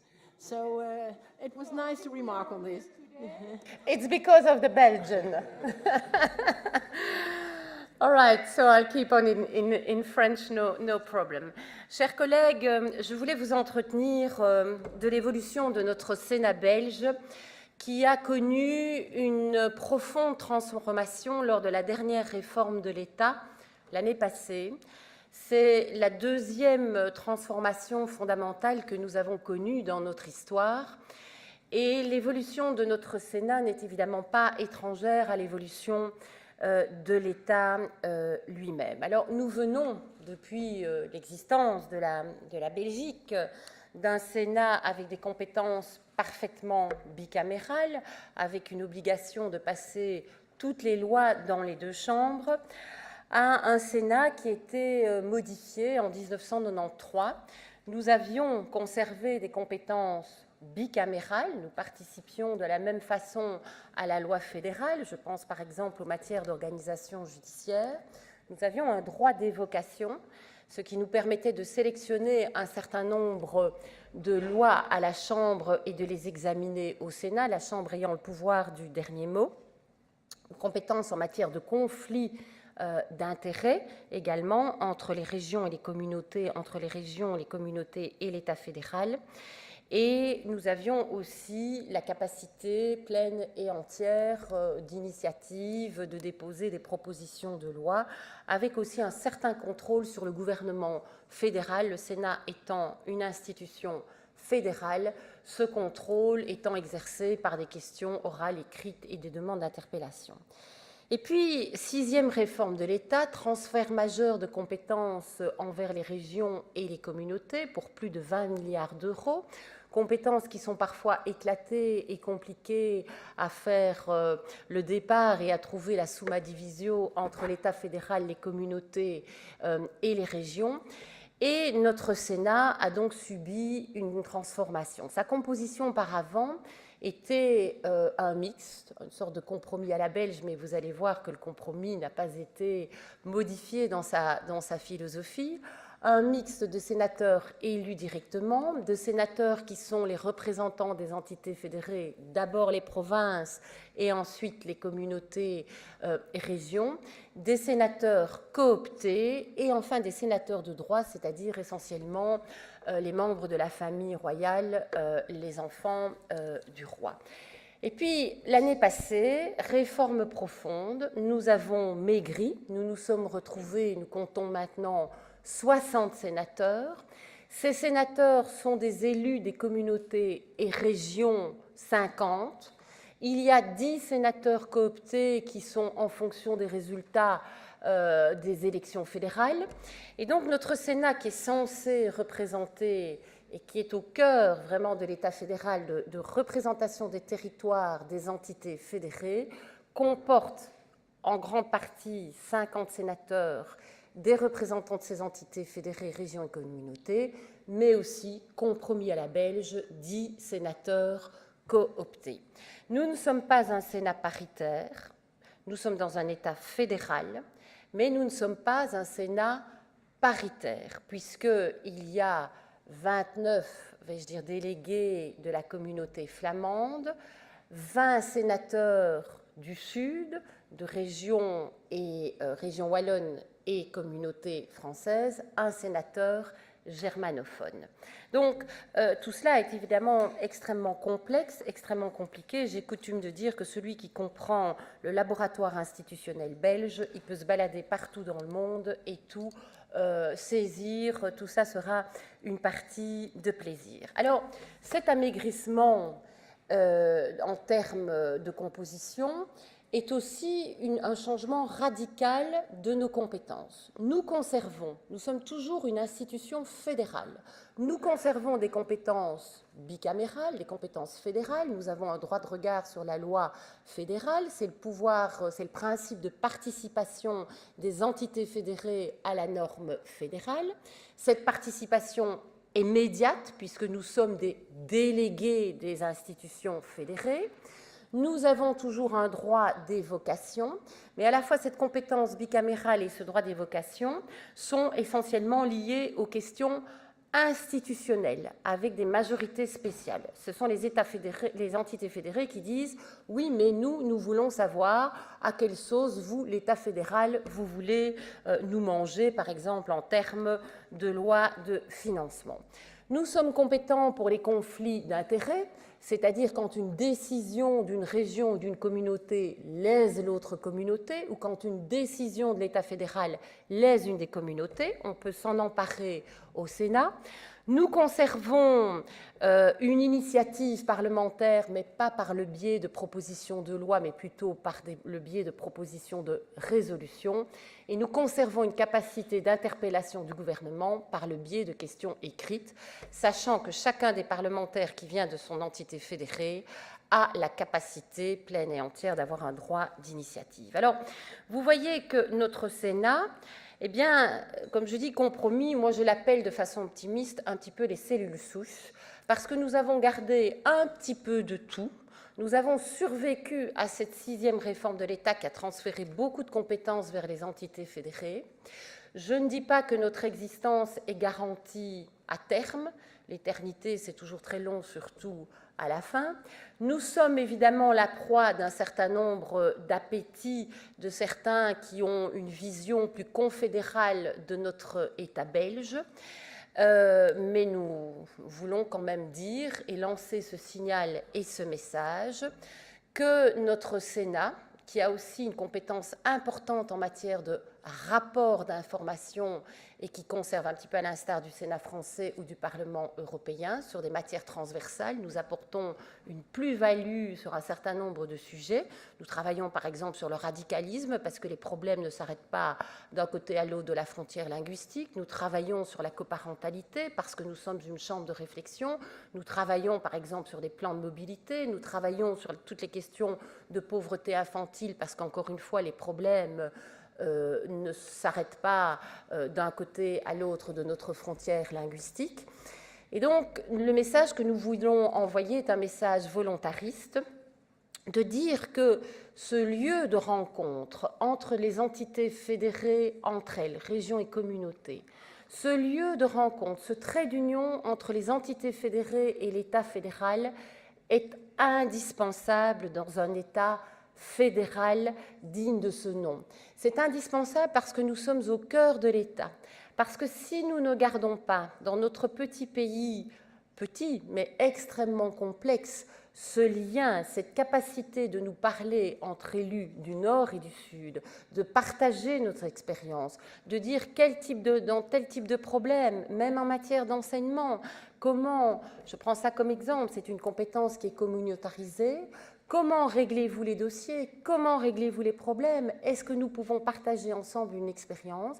Si nous ne conservons pas ce lieu de rencontre, ce lieu essentiel, si on veut le détruire demain, c'est effectivement l'État que l'on voudra détruire. Alors, nous sommes pas seulement au cœur d'un symbole, nous sommes au cœur de l'Europe. Nous devons savoir, nous sommes aussi la capitale de l'Europe, nous devons savoir comment notre Europe va vivre, comment elle va organiser son futur. Et donc, je vous rends attentifs à notre situation belge qui peut paraître, comme je dis, un laboratoire, qui peut paraître parfois un peu exotique, mais cette situation est essentielle, il faut nous protéger, il faut nous défendre, parce que nous sommes au cœur du système institutionnel et démocratique. Nous détruire, c'est détruire l'État. Je vous remercie.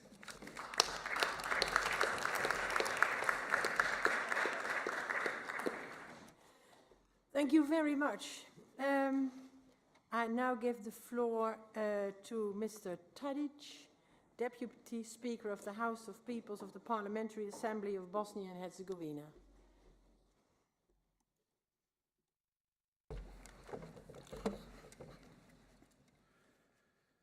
Dame i gospodo, prije svega upućujem čestitke našem domaćinu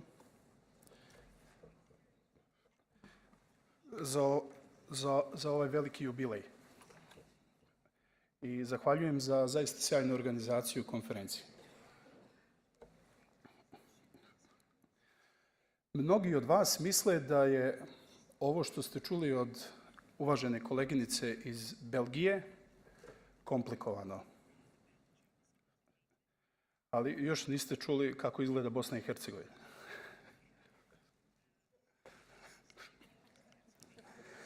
Zato bih prvo odgovorio kolegi iz Švajcarske. Da je Bog iz Bosne i Hercegovine, mislio bi da je stvorio 3 svijeta. Excuse me, you don't have to keep that on because you speak and the Okay, translation goes on. It doesn't problem. Okay. I need Okay, because but you don't have to Okay. wait for the translation. Zato neću govoriti o samoj strukturi Bosne i Hercegovine.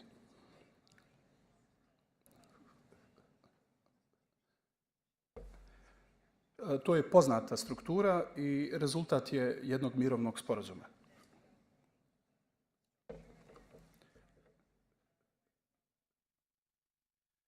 Moja poruka je veoma jednostavna i veoma kratka. Bikameralni sistem moramo staviti u funkciju budućnosti. Ako je predstavnički dom rezultat javnog mnijenja, onda i drugi dom, gornji dom, mora imati svoju misiju.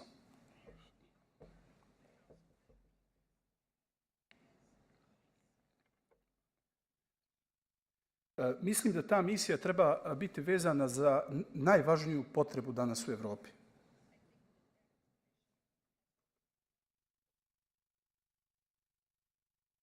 A to je pitanje identiteta. Ako predstavnički dom govori šta je svakodnevna politika,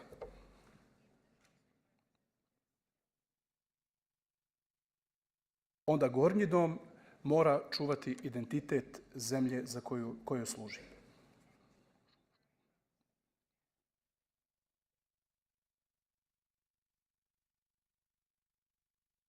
Samo tako će postojati snažno svjetlo koje nam pokazuje u kakvom društvenom i političkom sistemu živimo.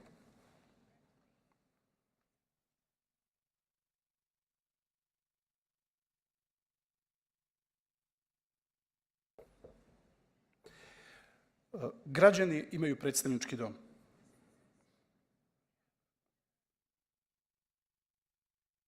Elementi identiteta svake države ponaosob moraju biti zastupljeni u gornjem domu.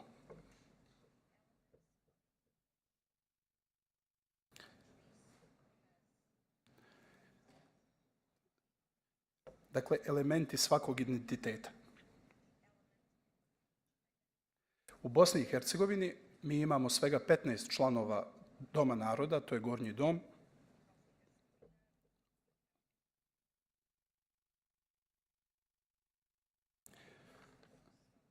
Pet dolazi iz srpskog naroda, 5 iz bošnjačkog i 5 iz hrvatskog.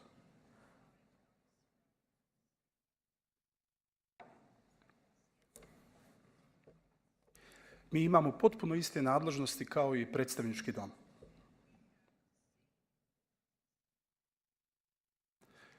I kada je u pitanju zakonodavstvo i kad su u pitanju druge parlamentarne funkcije.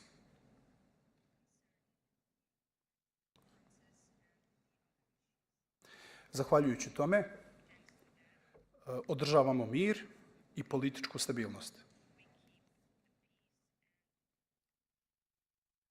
Jer imamo jednaku snagu javnog mnijenja na jednoj strani, koje je predstavljeno u predstavničkom domu, i specifičnog identiteta koji je predstavljen u Domu naroda, gornjem domu.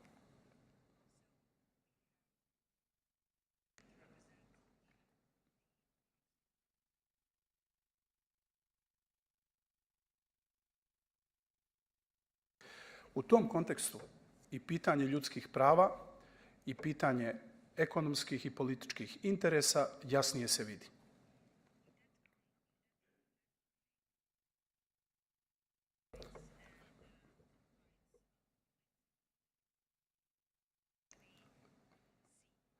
Nakon 20 godina takvog uređenja potpuno sam uvjeren da je dvodomni sistem dobar ne samo za složene države, nego i za unitarne zemlje.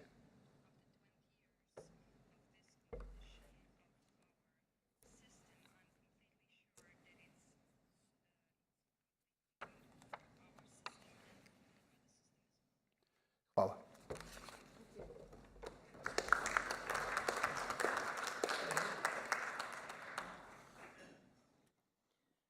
Thank you very much, Mr. Tadic. Is there anyone who would like to pose a question? Comments? No? I hear a bell ringing, but that was not... No. Okay. Well, dear colleagues, the speech of Mr. Tadic was the last contribution for the morning session of our conference. We will reconvene for the afternoon session at 1500 hours, 3 o'clock in the afternoon. Our schedule for the upcoming hours, however, is, well, I've said it before, is rather strict. Let me take this opportunity to discuss some logistical matters. The heads of delegation are invited for the meeting with His Majesty, the King of the Netherlands. May I ask the heads of delegation to be ready for departure in approximately 5 minutes? 10 minutes, 10. Oh, the Secretary General says 10 minutes, 10 minutes. So that's 10 minutes to 12 at the latest, downstairs at the lobby of the Senate. The bus that will take us to Noordeinde Palace will depart no later than 1200 hours in front of the Senate. After our meeting with His Majesty the King, the heads of delegation will enjoy a lunch in the beautiful ambience of Museum Bredius, that's opposite on the other side of this building. We will return to the Senate at approximately 14.45 hours, that means 2:45. Those of you who will be attending the meeting of the Secretaries General are kindly requested to convene in the hall where we just had our coffee break. All members of the delegations are invited to enjoy their luncheon in the Noonzaal, as it is called, at 1:15. The Noonzaal is located at the ground floor behind the reception desk. All members of all delegations are asked to reconvene in the Senate after lunch, no later than 2:45. Thank you. And in case of any questions or uncertainties, please ask your liaison officer or anyone from the staff. So we'll see each other at the heads of delegation, 10 minutes to 12, downstairs. We go in the bus. The bus leaves at 12 o'clock sharp. See you in a couple of minutes. Thank you.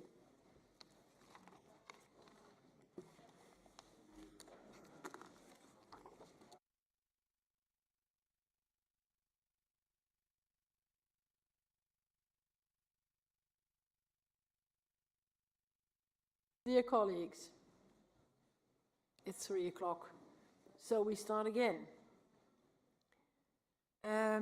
Welcome back in the plenary hall of the Senate.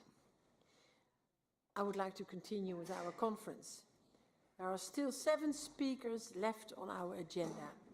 The first speaker will be Monsieur Jean-Claude Gaudin, Vice President of the Senate of the French Republic. He will continue the deliberations on sub-theme 2, composition of the Senate. Monsieur Gaudin, you have the floor.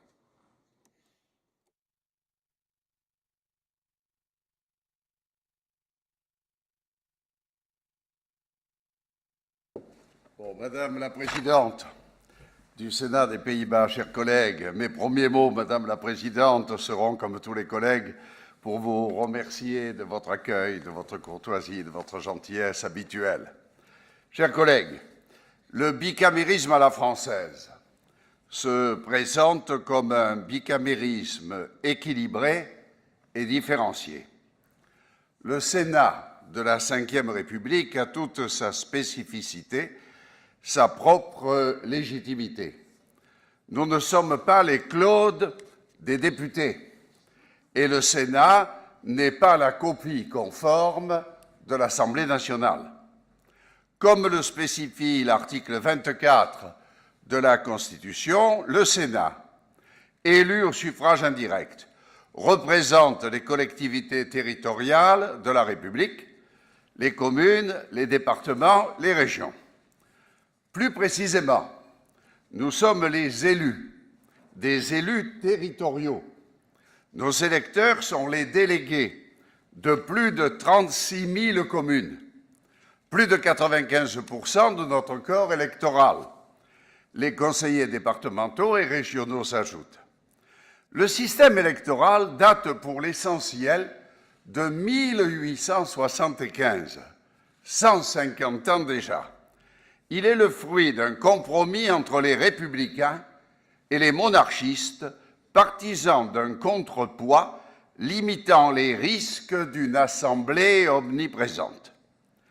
Comme le disait en 1795 le rapporteur de la première expérience bicamérale française, c'était sous le Directoire.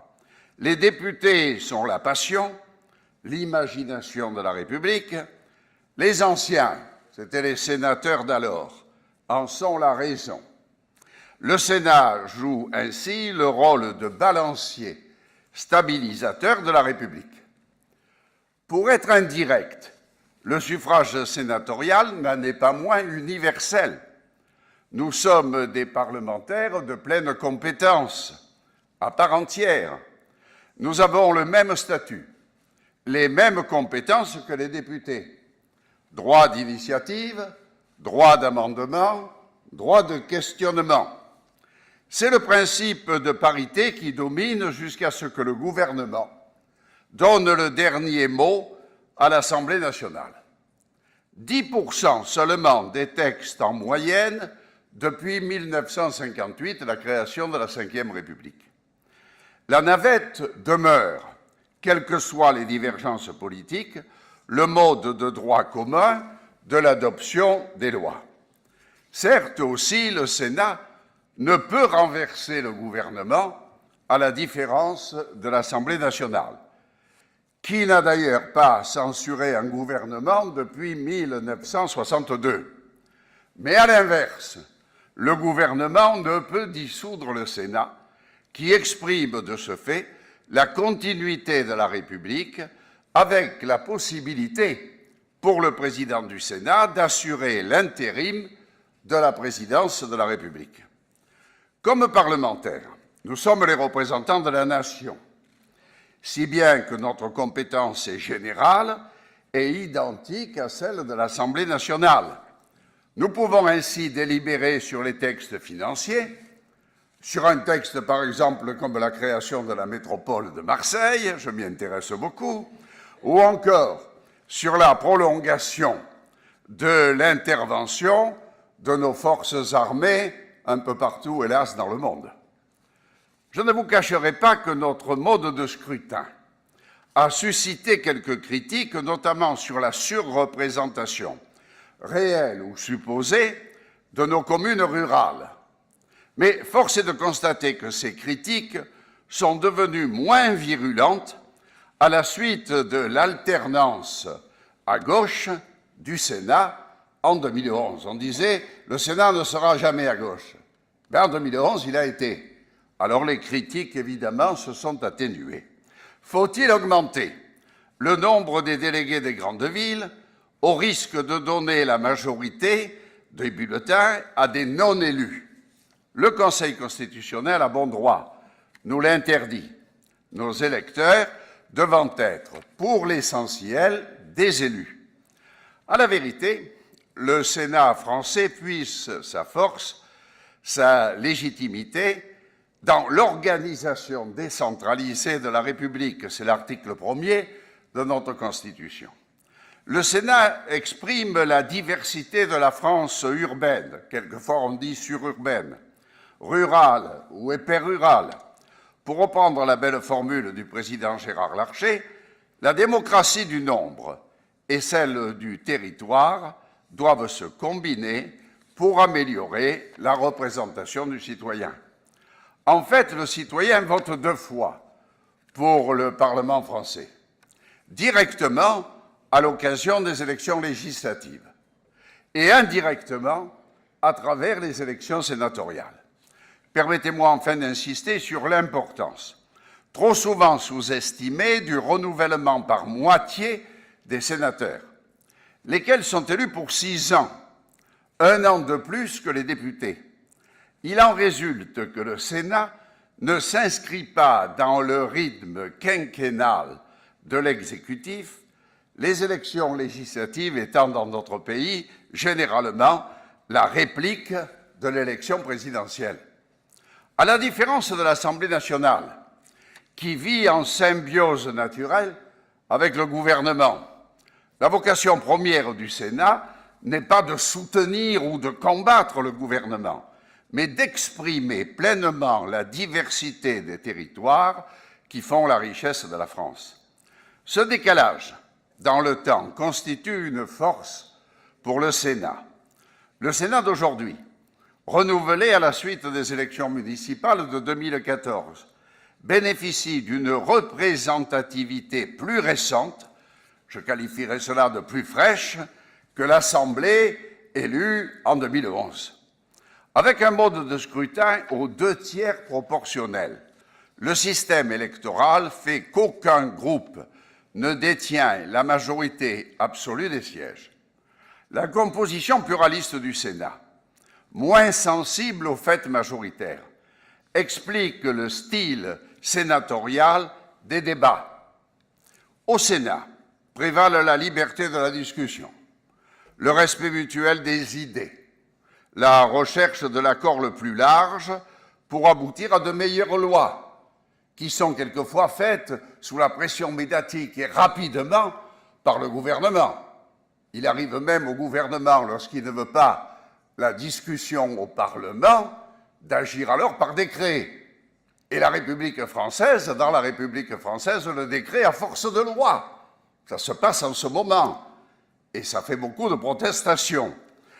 Voilà, nous, on recherche l'accord le plus large pour aboutir à l'amélioration de la loi en dehors des clivages. Voilà, dans notre bicamérisme équilibré, c'est le plus souvent la sagesse sénatoriale qui a le dernier mot. Et nous sommes assez heureux. Alors évidemment, le Sénat français a beaucoup changé. La loi sur la parité fait que, évidemment, le Sénat a évolué beaucoup. Beaucoup de femmes aujourd'hui siègent au Sénat, alors que jadis, c'était un nombre plus réduit. Voilà. Je pense qu'il y a une longue vie pour le Sénat français. Ceux qui, dans le passé, qui relèvent de l'histoire, ont tenté de modifier le Sénat, ceux qui, plus récemment encore, en ont eu encore l'idée, eh bien, je leur souhaite bonne chance si vous voulez faire cela. Ils n'y arriveront pas, moyennant quoi le bicamérisme, Madame la Présidente, existe bien en France. Nous sommes bien solides, nous sommes bien calés. Il arrive même que nous nous portions bien. Et cela permet au Sénat de perdurer. En tout cas, je peux vous dire, vous serez tous et toutes les invités au Sénat français quand vous voudrez.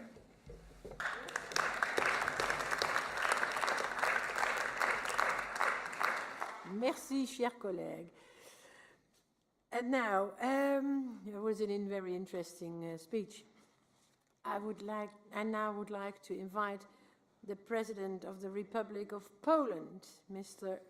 Borusiewicz, to give his views on our topic of today. Mr. Borusiewicz, you have the floor.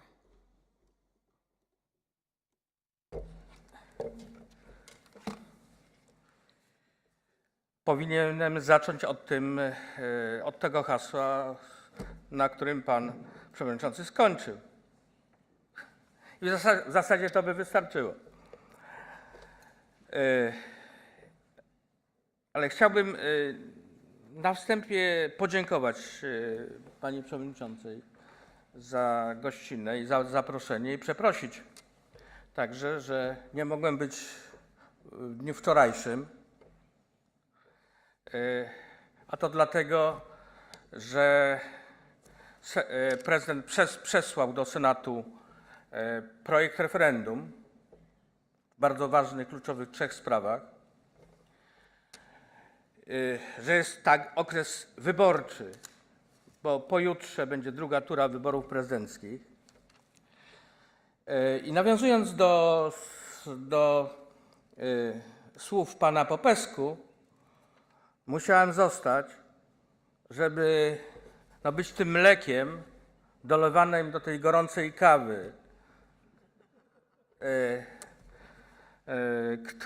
którą stał się Senat, wrzącej kawy, i pilnować, żeby obrady takiego ciała jak Senat nie zamieniły się w wiec wyborczy. Ale zdecydowałem się przyjechać dzisiaj, ponieważ uważam, że moja obecność także potwierdza, że także w Polsce nie jesteśmy skłonni wysłuchiwać tych, którzy krzyczą, że bez Senatu będzie lepiej, bez Senatu będzie taniej. No oczywiście, może niektórzy sądzą, że w ogóle bez demokracji będzie taniej,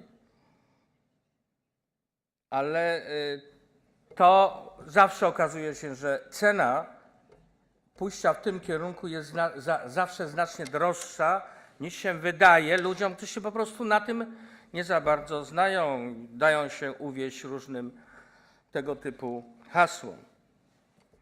Najpierw krótka historia polskiego Senatu. To też krótka, chociaż to historia jest długa. Polski Senat powstał już w XV wieku jako Rada Królewska, a potem w 1505 roku przyjęto zasadę, na którą zgodził się król, bo akurat wtedy musiał się na to zgodzić, że żadne prawa nie mogą być stanowione bez parlamentu, czyli bez Izby Poselskiej i także Rady Królewskiej. I taki system, który także brał, w której funkcjonowała ta Rada Królewska,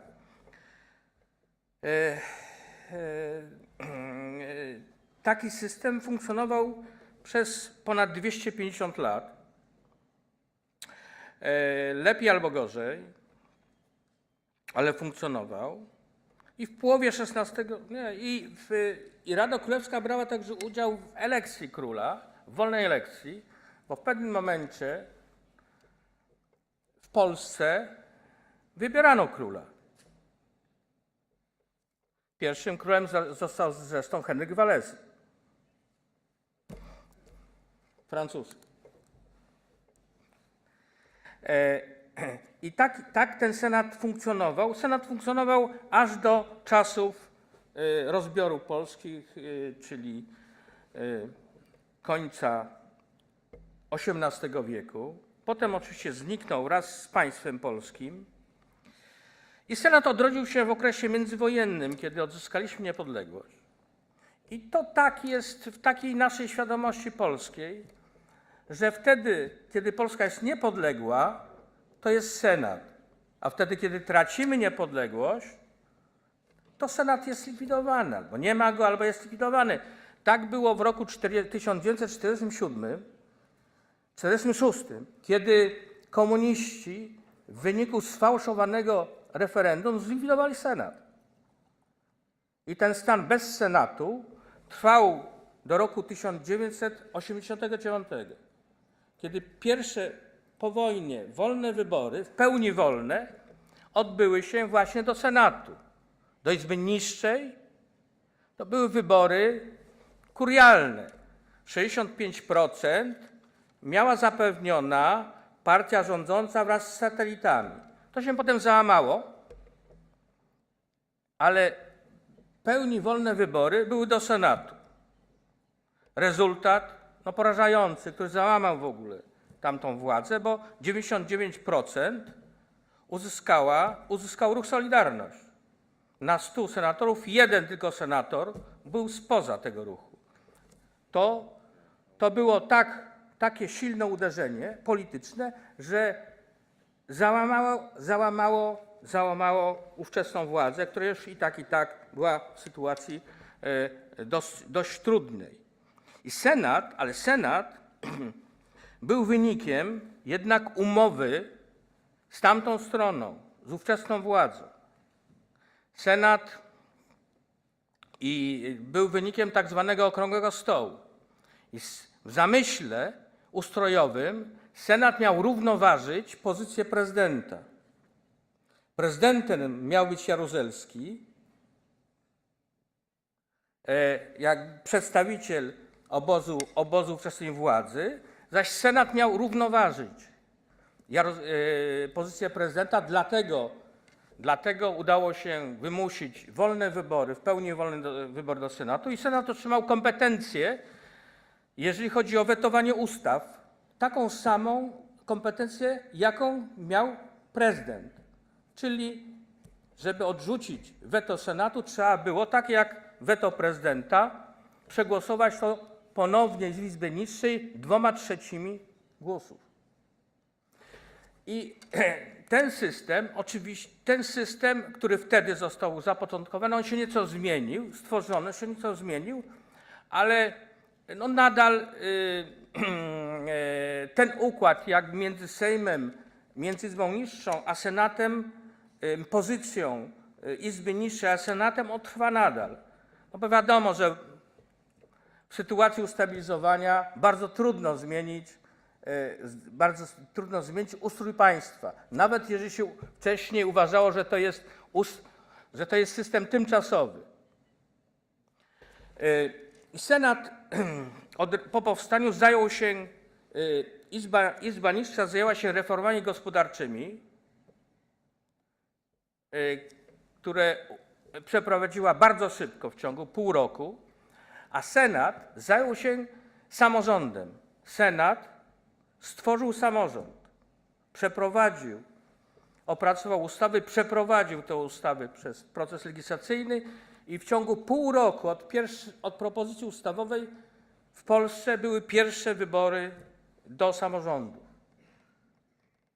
To był naprawdę okres szalonej pracy, ale też pozycja Senatu wtedy była bardzo mocna, bo Senat był tą izbą, która została wybrana w pełni w wolnych wyborach. Więc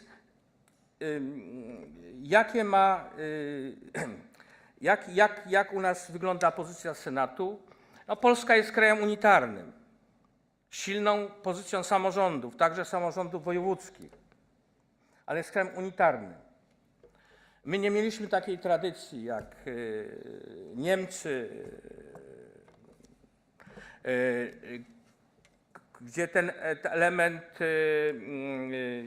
różnorodności na poziomie regionalnym jest bardzo silny, był utrzymany, okres zaborów i tak dalej, Polskę zmienił pod tym względem, więc Polska nie jest krajem federalnym. Senatorowie, każdy z senatorów w związku z tym nie reprezentuje swojego regionu, reprezentuje cały kraj. Podobnie jak wygląda system w Sejmie, czyli w Izbie Niższej.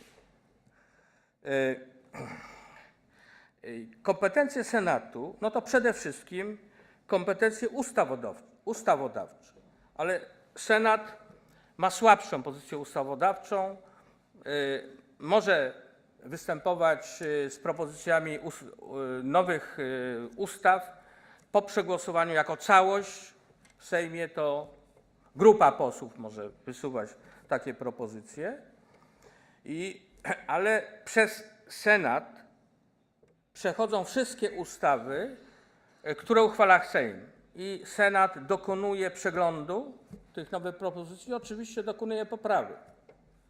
Poprawia te ustawy, tu jest bardzo aktywny, tu jest ta główna rola, ale także przygotowuje własne ustawy, które trafiają do Izby Niższej, a potem z kolei muszą wrócić do Senatu. Senat ma także kompetencje, jeżeli chodzi o uchwalanie referendum. I właśnie wczoraj głosowaliśmy na ten temat, na referendum, które zatwierdza referendum, które proponuje prezydent. Senat realizuje wyroki Trybunału Konstytucyjnego. Tutaj się specjalizujemy, jakby nie wszystko jest dokładnie zapisane i oczywiście są, jak Państwo wiecie, takie miejsca, gdzie kompetencje nie są ściśle podzielone między obie izby, więc akurat tutaj weszliśmy w te kompetencje, które także nam przynależą i specjalizujemy się w realizacji wyroków Trybunału Konstytucyjnego. Senat patronuje, zajmuje się naszymi rodakami, którzy są za granicą, zajmuje się współpracą z samorządami. To nie jest regulowane ustawowo, ale ze względu na tą historię i stworzenie samorządów przez Senat jest to historycznie uzasadnione, uwarunkowane właśnie tą historią pierwszych wyborów samorządowych. Senat nie ma zaś kompetencji dotyczących powoływania i kontroli rządu. To leży w Izbie Niższej, w związku z tym oczywiście jest mniej polityczny, ale to nie oznacza, że nie jest polityczny, to znaczy jest mniej polityczny niż Izba Niższa. W tej dyskusji, która nieraz i tych głosach, które nieraz trafiają, że Senat jest niepotrzebny i tak dalej, chcę powiedzieć, że we wszystkich badaniach opinii publicznej Senat ma większą akceptację opinii publicznej niż Izba Niższa. To prawda, nie jest to taka akceptacja, jaką bym sobie chciał, ale jest zawsze we wszystkich badaniach lepiej postrzegany niż Izba Niższa. To jest, myślę, z punktu widzenia takich dyskusji, to jest istotne. May I interrupt? Because of the timekeeping. Okay. Yes, please. I oczywiście Senat musi się zmieniać. Na pewno potrzebne jest oddzielenie kadencji Sejmu od Izby Niższej od Wyższej. Po to, żeby układ polityczny nie był taki sam. Na pewno trzeba rozdzielić tą kadencję, na pewno trzeba dać inne kompetencje, ale będzie to możliwe wtedy, kiedy będzie możliwa zmiana konstytucji, czyli możliwa wtedy, kiedy nastąpi odpowiedni układ polityczny. W tej chwili takiej możliwości politycznej nie ma. Dziękuję bardzo za uwagę.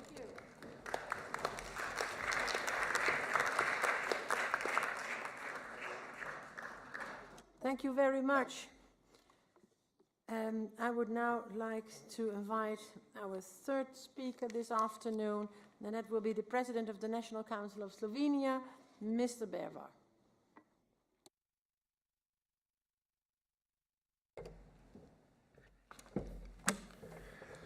Spoštovana gospa predsednica, cenjene kolegice in kolegi, dovolite mi seveda, da vas pozdravim v imenu Državnega sveta Republike Slovenije in se seveda pridružujem zahvalam gostiteljici za brezhibno organizacijo in pa predvsem topel sprejem v okolju z dolgoletno demokratično tradicijo. Parlament je institucija, ki naj bi omogočal odgovore na vrsto temeljnih vprašanj delovanja sodobne družbe. Izzivi pred sleherno skupnostjo pa so tudi specifični. Soočanje z izzivi pomeni iskanje rešitev in izhodov ter soočanje različnih možnosti. Državni svet Republike Slovenije v sestavi, delovanju in organiziranosti predstavlja na nek način posebnost.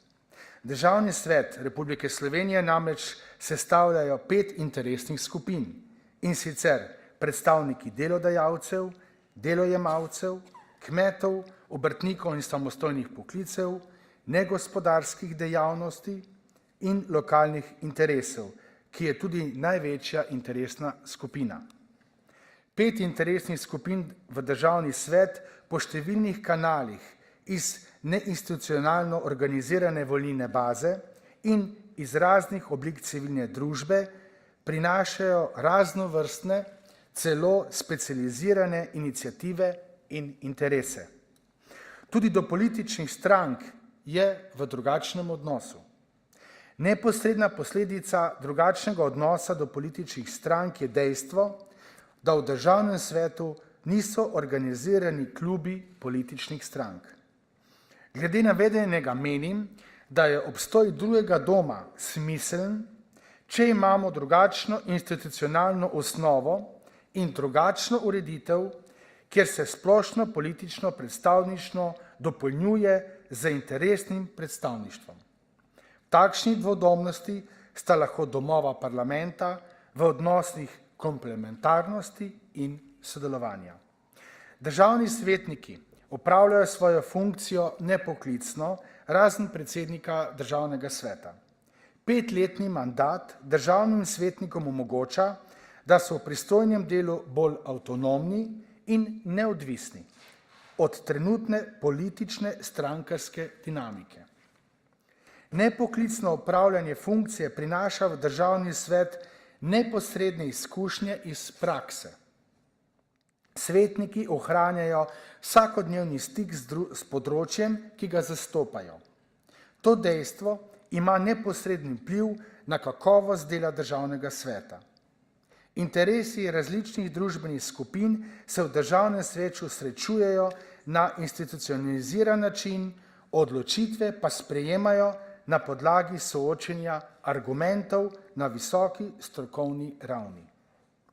Zaradi poznavanja problematike na svojem strokovnem in delovnem področju državni svetniki zastavljajo pristojnim institucijam relevantna vprašanja o razreševanju družbenih problemov ter podajajo strokovno utemeljena mnenja in pobude za zakonodajne spremembe.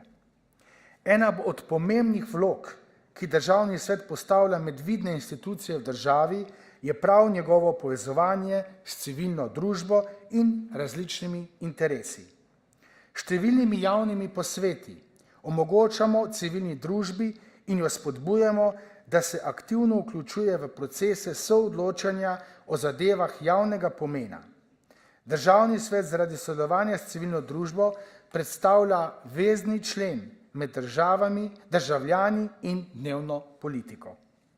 Državni svet preko posvetov pridobi veliko raznolikih in argumentiranih mnenj, na podlagi katerih v okviru svojih pristojnosti predlaga spremembe v pravni red. Za državni svet je zlasti pomembna zakonodajna pobuda, saj prek nje aktivno deluje za uveljavljanje različnih interesov, ki jih predstavlja. Dosedanje izkušnje s slovensko dvodomnostjo so pokazale, da lahko intenzivnejši stik med sodobno koncipiranim drugim parlamentnim domom in organizirano strokovno civilno družbo predstavlja manjkajoči člen za zmanjševanje demokratičnega deficita v prevladujočem strankarsko profiliranem okolju. Zaključevanje mnenj, stališč, pripomb, amandmajev, strokovne in vse zainteresirane civilne družbe oziroma nevladne sfere v zakonodajni postopek lahko državni svet pomaga in širi prostor aktivnega državljanstva in demokracije. Kadar svetniki menijo, da gre za povsem neprimerne zakonodajne rešitve, sprejmejo odložilni veto. Državni svet na ta način zahteva od državnega zbora, da še enkrat odloča o zakonu, ki ga je ta že sprejel. Državni svet pri utemeljitvi odložilnega veta opozori na neustreznost posameznih rešitev v zakonu.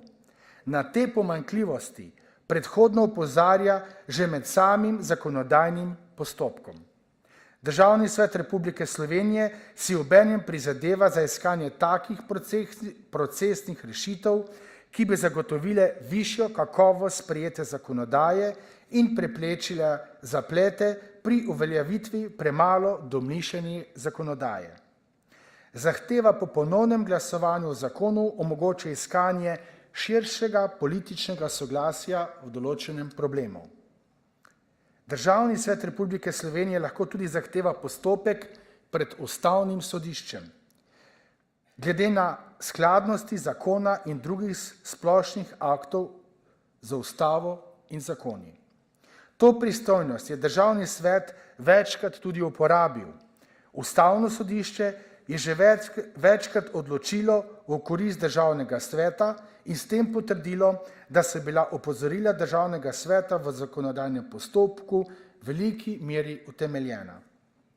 Državni svet predstavlja zadržek pred prenagljenimi odločitvami Državnega zbora, saj je vloga Državnega sveta v zakonodajnem postopku smiselno razumeti v kontekstu ravnotežja in zavor. Državni svet je zato pomemben za učinkovito delovanje parlamenta in za uveljavljanje pravne varnosti ter drugih načel pravne države ter demokracije kot celote. Na ta način Državni svet dejavno prispeva k višanju stopnje politične kulture in dialoga v našem političnem prostoru. Spoštovani visoki zbor, na koncu naj vendarle podam tudi posebno mnenje, ki se meni osebno zdi zelo pomembno. Kajti, zavedamo se, da si je treba prihodnje prizadevati za povečanje stabilnosti drugih domov, saj le-ti predstavljajo pomemben faktor pri uveljavljanju demokratičnih standardov in demokracije nasploh. Soočamo se z okoliščinami, ki predstavljajo nevarnost za obstoj in razvoj Evropske unije. Naša odgovornost je, da usmerimo aktivnosti politične odločitve, ki se bodo odrezale v kakovosti zakonodaje in bodo temeljile na konsenzu politike in civilne družbe. Prizadevati si moramo, da si drugi domovi, kot del političnega sistema Evropske unije, zagotovimo bolj aktivno in zlasti učinkovito vlogo.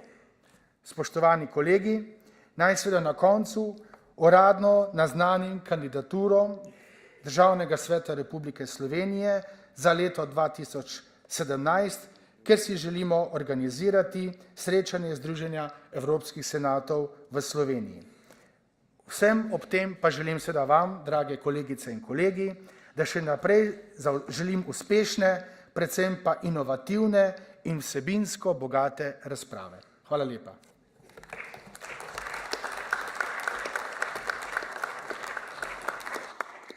Thank you very much, Mr. Beva, and thank you very much for your proposal to host this conference in 2017.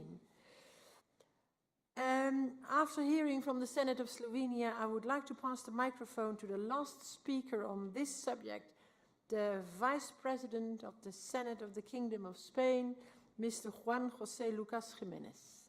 You have the floor.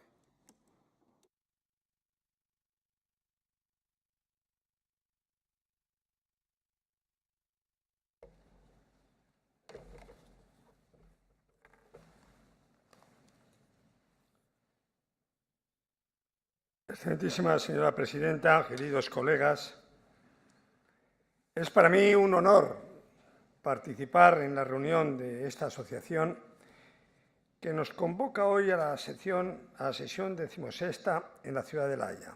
Por eso quiero que mis primeras palabras fueran de agradecimiento sincero, no lo tome como una frase hecha, sino mi gratitud para la presidenta del Senado de los Países Bajos por la excelente organización de este encuentro, y aprovecho también la ocasión para felicitarle por la celebración de los 200 aniversario del Parlamento bicameral. Desde luego es un motivo de gran alegría, teniendo en cuenta las dificultades por las que atraviesa el parlamentarismo en la actualidad y al reiterado cuestionamiento del valor de la política que ha originado en muchos países, también lo hemos visto aquí, que el debate sobre la conveniencia de mantener un sistema bicameral. En España, este debate no ha hecho más que reforzarse con la crisis económica y la aparición de nuevos partidos. También he visto que en otros países se ha producido este mismo hecho, que cuestionan la utilidad de algunas instituciones como el Senado, que, de acuerdo con la Constitución del 78, representa el interés territorial, complementando así la función del Congreso de los Diputados. El problema es que ha existido siempre la preocupación por una insuficiente representación del interés regional o autonómico en el Senado español, que, de acuerdo con su configuración actual, reproduce en realidad la misma oposición ideológica que el Congreso de los Diputados, haciendo que el debate gire en la mayor parte de las ocasiones en torno a los principales temas de preocupación de la política nacional. El Senado, señorías, está compuesto por 266 senadores, un número algo inferior a los 350 diputados del Congreso. Y son elegidos, tenemos un sistema de elección mixto, son elegidos por un doble procedimiento. La gran mayoría, la mayor parte de los senadores son elegidos por las circunscripciones provinciales. Es decir, cada provincia elige 4 senadores. Se trata de una elección directa, como en el Congreso de los Diputados, en la que cada elector puede dar hasta 3 votos. Pero no son listas cerradas, puede votar a cada uno de un partido distinto.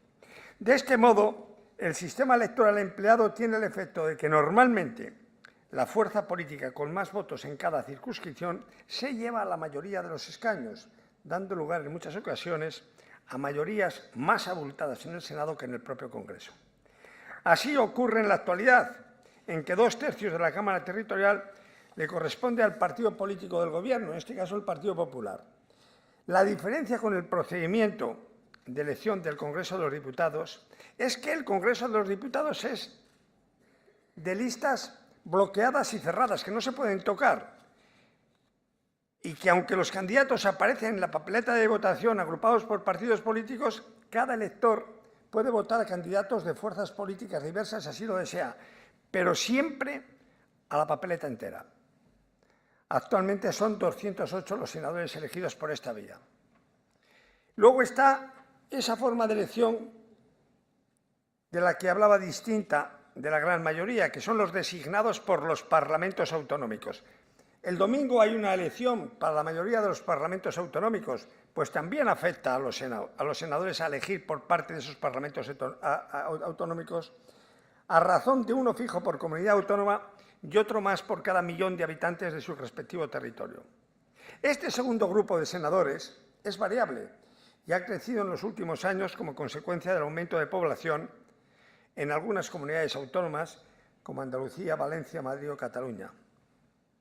Esta designación se configura, por tanto, como una elección indirecta o de segundo grado, en el sentido de que no son elegidos por la población, pero sí por representantes elegidos por esa comunidad autónoma. El único requisito que la Constitución exige es el de asegurar la adecuada representación proporcional, es decir, lo que supone reservar a cada grupo político de la Cámara Territorial una representación proporcional de senadores con arreglo a la votación que ha tenido. Pero el problema reside que, una vez elegidos, se reproduce en el Senado la misma oposición por bloques ideológicos que en el Congreso de los Diputados. Sin una aparente relación con el carácter territorial de la Cámara, es decir, la Constitución española dice: el Senado representa a la Cámara Territorial, es la Cámara Territorial. Sin embargo, todas las fuerzas políticas convenimos en que esta propuesta, esta afirmación que hace la Constitución, en realidad no corresponde a ese sentimiento territorial. Hay que recordar que la Constitución española, cuando dice eso en el año 78, no existía ninguna comunidad autónoma. Las comunidades autónomas surgen después del nacimiento de la Constitución. La norma general que establece la Constitución es que el Senado es la Cámara de segunda lectura. Puede introducir vetos o enmiendas a la ley que le remite el Congreso, con un plazo total de tramitación de 2 meses. Cuando el Senado impone un veto a un proyecto de ley aprobado por el Congreso, este puede ser levantado por la Cámara Baja, mediante la ratificación del texto inicial por la mayoría requerida, algo que he visto aquí que afortunadamente no ocurre en otros senados. Cuando el Senado introduce enmiendas, estas pueden ser aprobadas o rechazadas por el Congreso de los Diputados mediante mayoría simple. La situación de discrepancia entre ambas cámaras se resuelve, pues, ordinariamente, sin necesidad de recurrir a medios de conciliación de tales diferencias, y aquí es precisamente donde se encontrarían en la actualidad los debates en torno a una futura reforma del Senado. Las distintas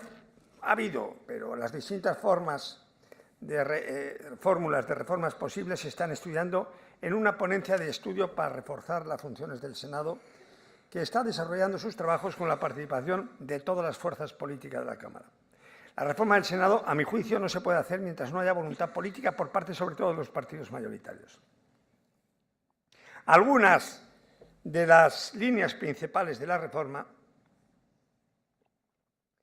que puedo destacar serían establecer que en las leyes con incidencia autonómica el Senado realice la primera lectura y, en caso de discrepancia, se acuda a métodos de conciliación. Segundo, determinar qué se realiza en el Senado y no en el Congreso de los Diputados.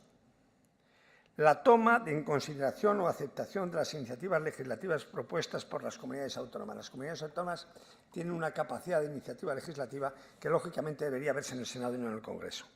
Y establecer unos requisitos más exigentes para que el Congreso de los Diputados rechace las propuestas del Senado en el procedimiento legislativo ordinario. Incluso se ha hablado de aumentar los plazos de tramitación del Senado de 2 a 4 meses en el procedimiento legislativo ordinario, tanto en los supuestos que tuviera la primera lectura como en los que continúe siendo la Cámara de segunda lectura. Existen, señorías, voces dentro del ámbito municipalista que reclaman también una representación de las entidades locales. Si dicen que el Senado, decimos que el Senado es Cámara Territorial, abogan por esa presión. Pero es realmente en nuestra comunidad, en nuestro país, un intento que no adquiere suficiente fuerza para conseguir una representación los ayuntamientos y las provincias. Sobre todo en un país como el nuestro, en que las entidades locales se relacionan no solo con las comunidades autónomas en que se integran, sino también con la Administración Central del Estado, generando un sistema peculiar distinto del alemán, en el que la relación de los entes locales es solo con los Länder, y distinto al francés, en que las relaciones de los entes locales es solo con el Estado central. Esto hace que, al menos en España, el Senado sea ciertamente la institución más adecuada para plantear una mayor representatividad de los intereses locales. Actualmente existe una comisión de entidades locales que no tiene paralelo en el Congreso de los Diputados, pero puede hacerse sin duda mayores esfuerzos. Como hemos señalado en muchas ocasiones, en el Comité de las Regiones, que yo tuve el honor de copresidir muchos años, hay que descender al nivel más cercano de los ciudadanos o incorporarse la toma de decisiones en la esfera nacional para que sus intereses puedan ser entendidos o defendidos.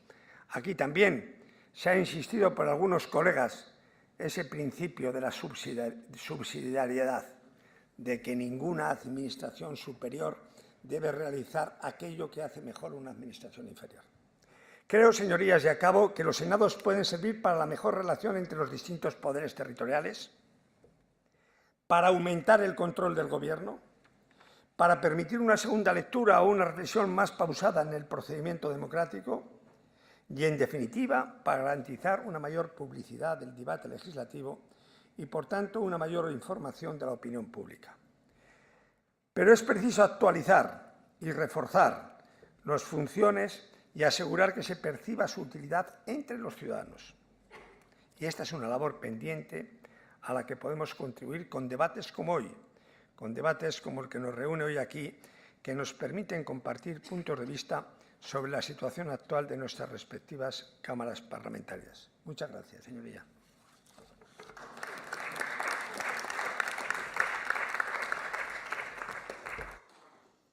Thank you very much, Mr. Jimenez. We have a couple of minutes for questions or comments. Is there anyone who would like to pose a question to one of the persons who have spoken or wants to come up with a comment? If not, then I think we'd best proceed with our third theme. And the third theme is the importance of public opinion.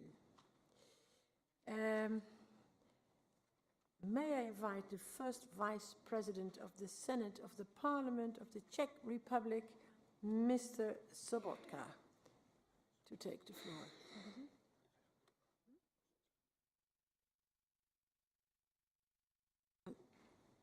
I know you've got to leave us, I'm sorry, yeah.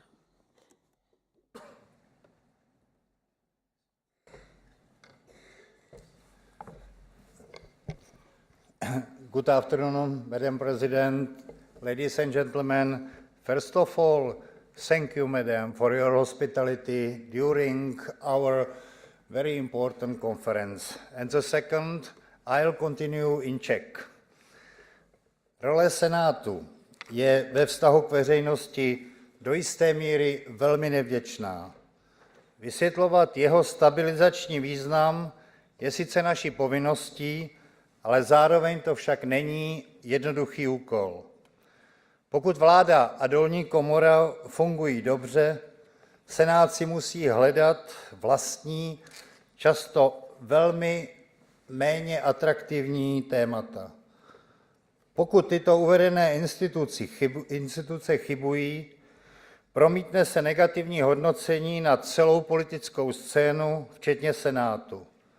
Zůstal bych však optimistický, v České republice dlouhodobě stoupá důvěra v Senát. Tato rostoucí důvěra v český Senát má podle mého názoru 3 kořeny. Za prvé, lidé díky většinové volbě vybírají do horní komory zpravidla výrazné a zkušené osobnosti se výraznou vazbou na daný region. Za druhé, Senát významným způsobem přispívá ke zkvalitnění legislativního procesu a za třetí hledá úspěšné způsoby, jak se otevřít veřejnosti. Mluvím-li o vztahu senátorů k regionu, je třeba podotknout, že k tomuto procesu dochází v podstatě spontánně. Volby do Senátu vytvářejí paradoxní výhodu. Tím, že se nejedná o hlavní politické kolbiště, nehrnou se tam politické rychlokvašky, kariéristé a lidi, kteří potřebují být poplácáni po zádech. Jak tedy obecně vypadá úspěšný kandidát do Senátu? Často je to starosta města v daném regionu, jehož konkrétní politické výsledky přispěly ke zkvalitnění života občanů. Nebo se jedná o zkušeného právníka, lékaře či ekonoma, který zúročí své zkušenosti v této nové funkci. Hlavní rolí Senátu je samozřejmě legislativa. Tím, že je Senát z ústavy nerozpustitelný, stabilizuje českou politiku. Zároveň bych rád uvedl, že v České republice Senát bez ohledu na své politické složení a barvy sněmovny k tomuto zkvalitnění zákonodárství skutečně přispívá. Pokud totiž Senát vrátí dolní komoře návrh zákona s pozměňovací návrhy, v nadpoloviční většině případů Poslanecká sněmovna se s námi ztotožní. Opravujeme tedy zásadní chyby v zákonech. Role Senátu se v České republice potvrdila také ve chvíli, kdy byla rozpuštěna sněmovna a Senát převzal část kompetencí za celý parlament. V tu chvíli vznikla zákonná opatření, která zabránila poměrně chaotické situaci v naší legislativě. Veřejnost na to reagovala vesměs pozitivně. Další statistika, kterou bych rád uvedl, je přijímání evropských tisků v českém Senátu. Jsem poměrně hrdý na to, že jsme druzí v rámci Evropské unie v počtu projednávání těchto tisků. Před námi je pouze Portugalsko, které však tyto tisky projednává povinně ze zákona. Otázkou však je, jak usnesení Senátu zohledňuje česká vláda a hlavně Evropská komise. Tady máme obrovskou šanci s udělováním žlutých nebo oranžových a nově i zelených karet, ale to je úkol pro všechny komory parlamentů všech zemí. Mluvil jsem také o otvírání veřejnosti. Za nejpodstatnější považuji pořádání odborných seminářů pro širokou veřejnost. Kromě seminářů pořádáme také řadu kulturních a společenských akcí, rovněž s pozitivními ohlasy veřejnosti. Vážené dámy, vážení pánové, ve zkratce jsem vám představil české recepty na cestu pozitivního vnímání Senátu, která může v něčem inspirovat také vás. Abych však pouze nechválil, je třeba poznamenat, že pouze každodenní prací jsme schopni si tuto důvěru vydobít. O roli médií raději mluvit nebudu. To by bylo na dlouhou dobu. Jen ve zkratce. Pozitivní zpráva není pro média zprávou a podle toho také vypadá obraz českého Senátu, který většinou přináší pozitivní informace. A na úplný závěr, myslím si, že v našich neoficiálních debatách, které jsme vedli včera i dneska, je jasné, že by naše asociace měla v budoucnu také diskutovat o současných velkých problémech. A těmi jsou imigrace, situace na Ukrajině, islámský stát a ekonomika Evropské unie. Thank you very much for your attention.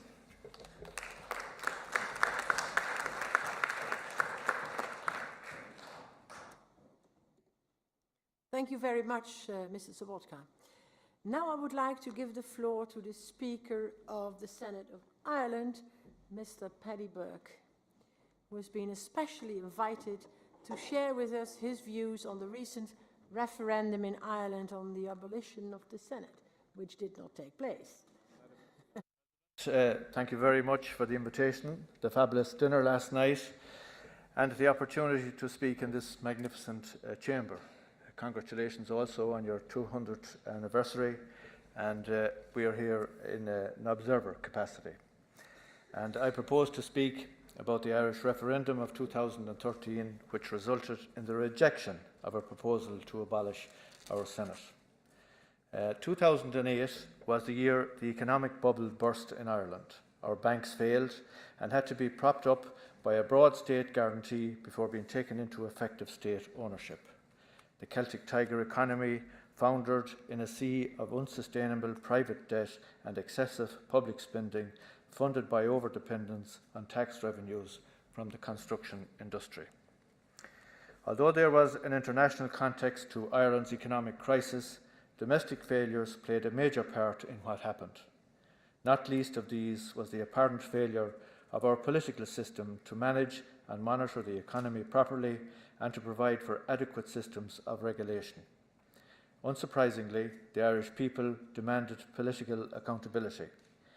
In the 2011 general election, they removed the governing Fianna Fáil party from power in the most dramatic defeat of a sitting government since the foundation of our state in 1922. In a climate in which the performance of our political institutions was under scrutiny like never before, the debate began to develop around the question of reform. Reform of the Senate was part of this debate. In a bold move in 2009, the then leader of the opposition, now the Taoiseach or the Prime Minister, Mr. Enda Kenny, announced his intention to seek to have the Senate abolished if his party formed the government after the next general election. He also announced that he would reduce the number of members of the lower house by 20 from its current 166. He estimated that these measures would save approximately €150 million over a 5-year parliamentary cycle. In addition to the potential for reducing costs, the Prime Minister the now Prime Minister, Mr Kinney, at that time viewed the abolition of the Senate as an important element of a broader programme of political reform.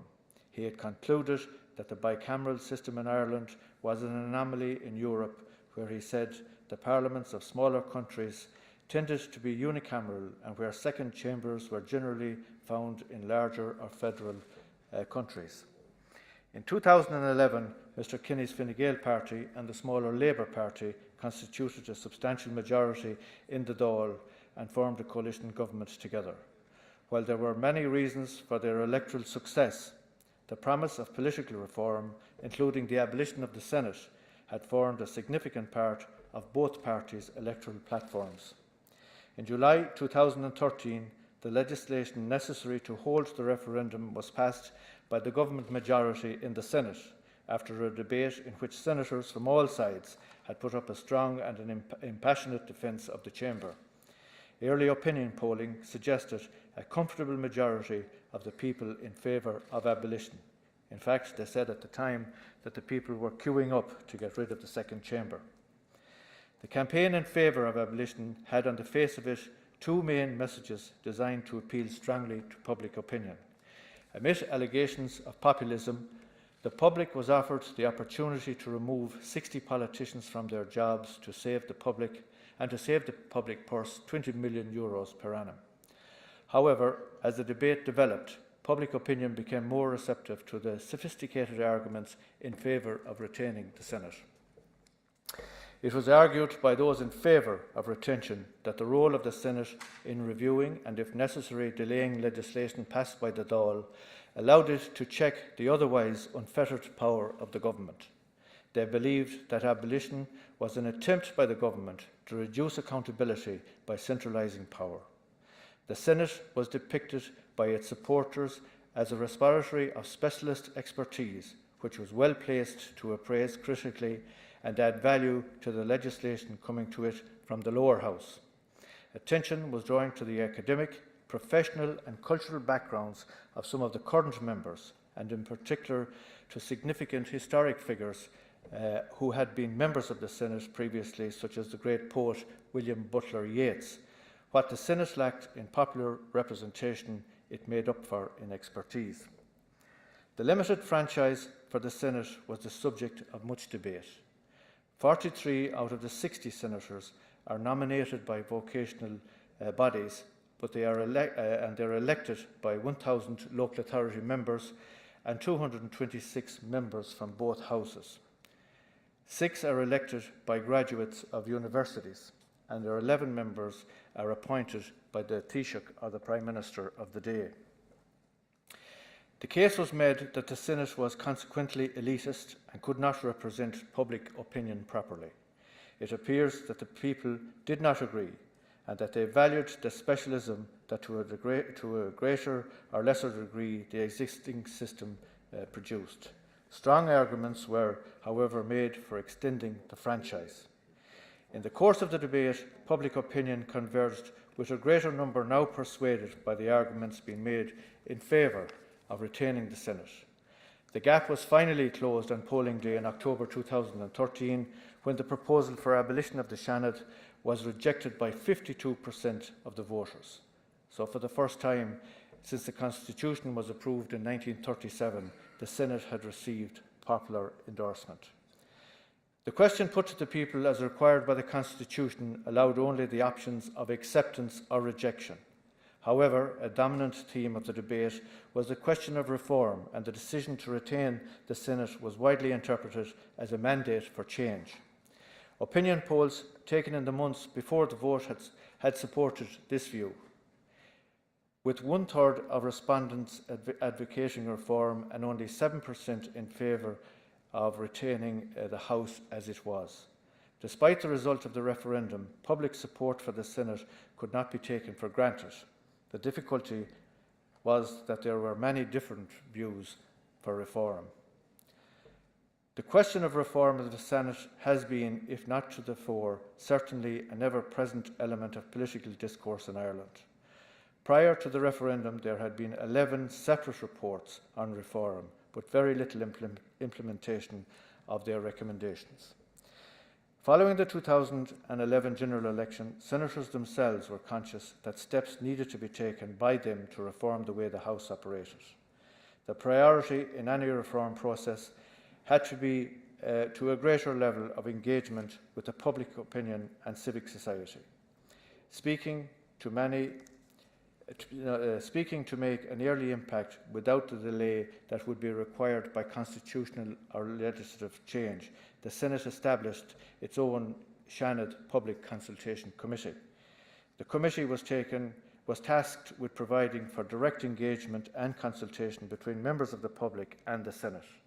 The committee selected topics relating to the legislative powers of the Senate or an issue of public policy and invites submissions from the public.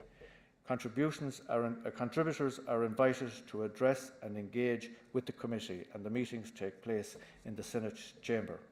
For instance, next Tuesday, the committee will publish a report on farm safety, an important issue in a country with a strong agricultural tradition.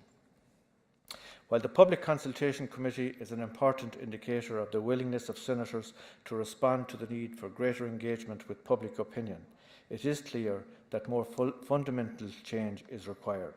Senators themselves responded to the referendum result by publishing their own legislation, seeking radical change in the way the Senate is elected and constituted and manages its business.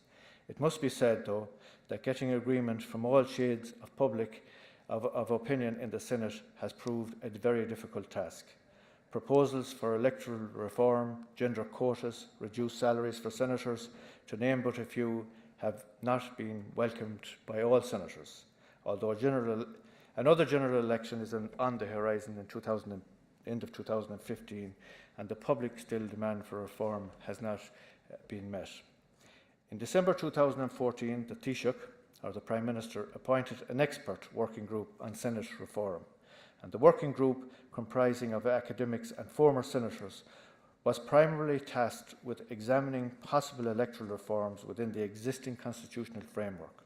It was also asked to explore ways of reforming how the Senate carries out its business. The working group published its report at the end of April. In all of the discussion on the Senate reform, whether before, during or after the referendum, the nature of the electoral system has been central. How responsive can a Senate be to public opinion if it does not have popular legitimacy? How well can a Senate elected by popular mandate carry out the specialist roles which makes it distinct from the lower house? The working group sought to balance these considerations and based its work on the following assumptions. Firstly, a reformed Senate needed to have popular legitimacy. Secondly, the Senate needed to have distinctive and adequate powers and functions. And thirdly, the Senate needed to be distinct in its composition, and its electoral process needed to be designed accordingly. The working group recommended that the franchise for 30 of the 43 seats which are currently voted for by members of local authorities and parliamentarians be extended to include all Irish citizens, including those living in Northern Ireland and holders of Irish passports living overseas. The Prime Minister has already committed to bringing forward legislation to extend the franchise to all of the universities, to graduates of all of the universities. These two measures, if implemented, should help to make the Senate more responsive to a much wider range of public opinion than it is at present. The challenge of making the transition from engaging with a limited electorate of about 17,000 at present to global engagement will be difficult. How senators will engage in practice with such a geographically dispersed electorate remains to be seen, but social media and modern information technology will undoubtedly increase the opportunities for interaction and debate. The essential message that the Irish people gave to their Senate in their vote on the referendum was, I believe, that they valued the potential that a reformed Senate had for a more fulfilling and positive engagement with public opinion and to add value to legislation coming from the Dáil.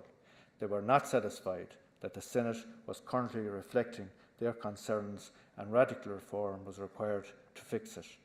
Although the unprecedented economic and political climate offered them an easy target for punishment, the people showed themselves to be open to the way in which a second chamber could enrich politics and public discourse. It is now our task to deliver on the promise of a Senate which is more responsive to their needs. Thank you, Madam President.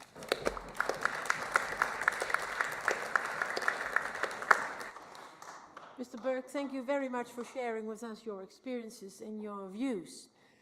The Netherlands is the last speaker on our list, so that means I remove myself from the rostrum and go to the lectern.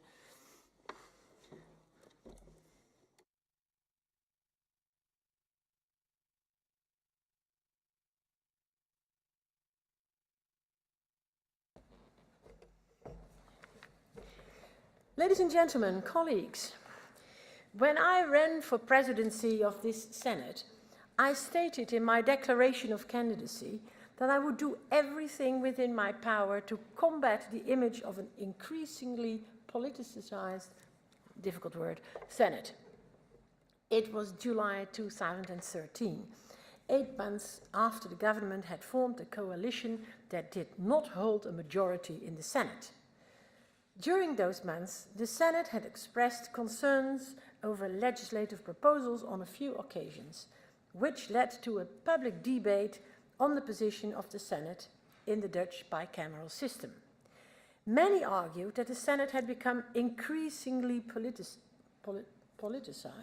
yes, and even destructive. I quote, "The Senate, can we get rid of it?" Newspapers and Twitter feeds asked. Others said, and I quote again, "The Senate is killing democracy," or reproached, I quote, "unruly senators who are out to make the cabinet fall." It was a peculiar experience. I had then been in the Senate for 12 years, and I had experienced firsthand that the Senate had not altered the way it dealt with legislation. The mindsets of the members had not changed. The Senate remained an independent entity with a constructive outlook on legislation. In my experience, the political climate had not fundamentally changed the way the parliamentary system worked. So how does one counter an image that one knows to be untrue?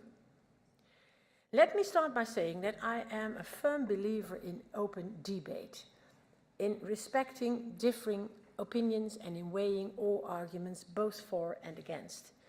But I also firmly believe that opinions and arguments should be based on facts rather than on assumptions and insinuations.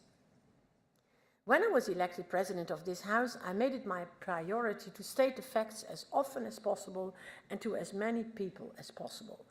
I determined that I would explain what the Senate does, how the Senate does it, and why the Senate does it. That way people would at least know the real story. And if they still disagreed, well, that's exactly what democracy is about. Since July 2013, I have explained the work of the Dutch Senate on numerous occasions. And in a nutshell, this is what it comes down to. The reigning coalition, the second Rutte cabinet, now holds 76 of the 150 seats in the House of Representatives and 30 of the 75 seats in the Senate. For every bill, a majority has to be found in both houses. The government has to produce really excellent arguments if it wants a bill to be passed by the Senate as well. The coalition parties have to work together with opposition parties to reach a political agreement. In order to arrive at this agreement, the coalition government is forced to consult, debate, persuade, and compromise.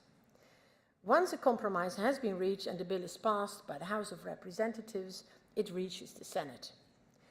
In this House, we test all legislation for legality, practicability, and enforceability.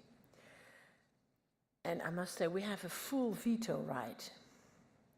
Under the second Rutte cabinet, both coalition and opposition members of the Senate have on a number of occasions expressed concerns about the quality of legislation. In a few cases, this has even led to a bill being rejected. However, of the hundreds of bills submitted in that period, only 4 were rejected. 4 more were withdrawn by the government for further reconsideration and alteration. Bear in mind that in the Netherlands, the legislative power is the only power that tests the constitutionality of legislation. We do not have a constitutional court. In the heated political debate in the House of Representatives, constitutionality is not always at the forefront of everyone's minds. Last year, this led to the approval of a bill that was in the House of Representatives that was in violation of Article 78 of our Constitution. The bill gave the National Ombudsman the power to investigate government as well as non-government related cases, whereas the Constitution only allowed for government-related cases. The Senate detected this violation early on and encouraged the initiators to take the bill back for reconsideration. However, this is an exception to the rule. In a vast majority of cases, the Senate does not veto a bill. The real influence of the Senate of the Netherlands is much more subtle than its veto right suggests. The members of the Senate ask questions regarding the implementation of a bill and its congruity with other laws. The answers to these questions are used by, for instance, the judiciary to interpret a bill's meaning once it has been enacted into law. The questions can also lead to a minister pledging to implement a law in a certain way, for instance, to evaluate it after 3 years. So instead of shooting bills down for political gain, the Senate is out to ensure that bills are up to par and that they are effective in society. Another image that the Senate is stuck with is that it is an old boys' network. Someone once said that the Dutch Senate was a gentleman's club that tolerates a few female members. This is an image that no Senate can ever really shake off, since the word Senate derives from the word senex, meaning old man. Admittedly, the average age in the Dutch Senate is 58, but contrary to popular belief, the average age of senators and their position in society are not limitations but strengths. All our senators are part-time politicians who are firmly rooted in society and come from all walks of life. Many of them are lawyers, doctors, mayors, professors, or entrepreneurs. For 1 day a week, they come to The Hague for political deliberations. They are uniquely placed to evaluate draft legislation from many different angles. They often have broad knowledge of the subject that the bill addresses and can therefore assess its likely effects on the field. The Senate is more likely to retain those who are less interested in playing an executive role and may have a greater interest in parliamentary scrutiny. Because we do not feel the heat of day-to-day politics, we can afford the luxury of being more independently minded. Another feature that encourages independence is that senators are generally in office longer than members of the lower house. Our Senate provides an important forum of parliamentary scrutiny, strengthening Parliament's overall control over government. The average age of our senators and their position in society helps rather than hinders this. As I'm sure you all know, going against an image that is presented by the media is not always an easy task. But luckily, recent polls have shown that public opinion in the Netherlands is actually rather positive. 75% of the Dutch population still think that the Senate forms a useful part of our parliamentary system. And 50% trust the way the Senate performs its tasks. In that respect, the Senate even ranks higher than the House of Representatives. They only have a 43% trust of the public in the way they've performed their task. the city council 41%, the provincial council 29%, and the European Parliament only 15%. This shows that we should not always believe everything we read in the newspapers. Senates have a responsibility to present what they do, how they do it, and why they do it in an open and transparent way. The Dutch Senate aims to do that. One, through its website, on which the status of a proposal is updated every minute of every hour of every day. Secondly, through its live stream, on which debates, including this one today, can be followed from any place on earth. And thirdly, through its president, who strives to explain the work of the Dutch Senate by stating the facts as often as possible and to as many people as possible, including the impressive international audience that we have here today. And I must tell you that after I have held a speech for students, for children at school, or for older people, or whatever, they always say, how interesting. I did not know that the Senate worked that way. You have to stay there. The Senate is important. And that's the work I have to do. So I think that's something we all have to do, because the public should know that the checks and balance of our parliamentary system is very well supported by a bicameral system. Thank you very much.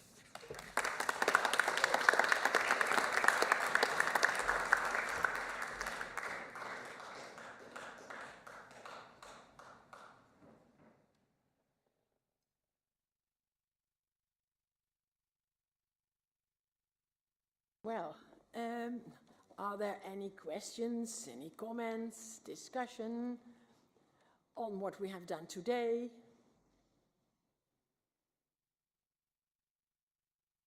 No? Everybody is convinced of what we have spoken about here today. Okay. Well, then we have now come to the end of our meeting. And today's theme was focus on the Senate, changing concepts in the functioning of Senates in bicameral parliamentary systems.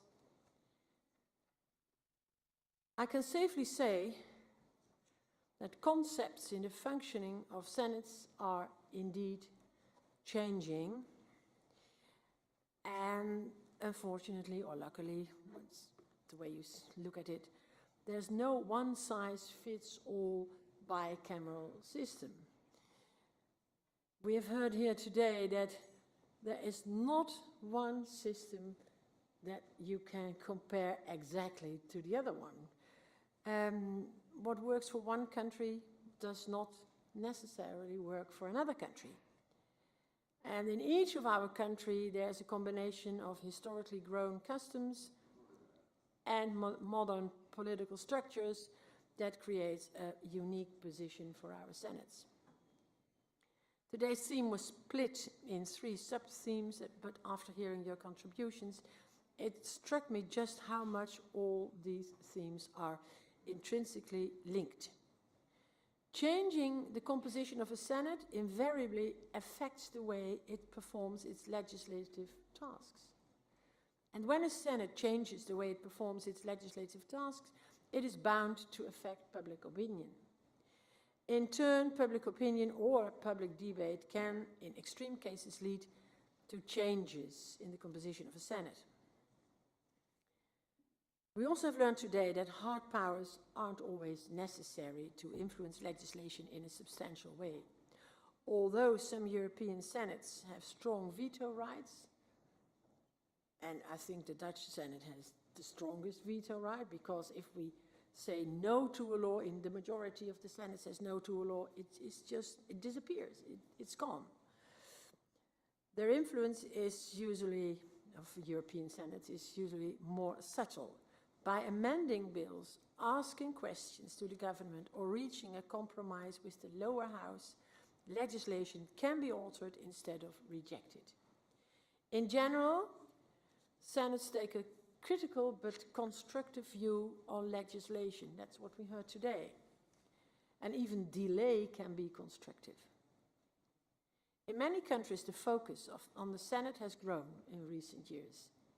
In several countries, there's a public debate on how the Senate performs its task or should perform its tasks. In a few cases, this discussion has even resulted in reform, Belgium, for instance, or concrete plans for reform in Italy. And Mr. Burke has conveyed to us how important a public discussion on the value of the second chamber of parliament is. As Mr. Bouffier said, nor should we lament on our position. And as Mr. Grosso mentioned, institutions should not be sealed from reality, but open to society. Mr. Bouffier, I'll say what you said in German, Selbstbeweihräucherung betreiben. Das haben Sie gesagt. We should always be aware and self-critical of our role in the parliamentary system. This conference offers us the chance to learn from one another and to share best practices. I've personally enjoyed hearing your contributions very much, and I can only hope you did as well. To round up, there is no ideal system for bicameralism, but all upper houses, each in their own way, do play an important role in the system of checks and balances in political power. Senates are uniquely placed to exercise scrutiny from an independent position. In doing that, we complement, and not complicate, but we complement the work of the lower house.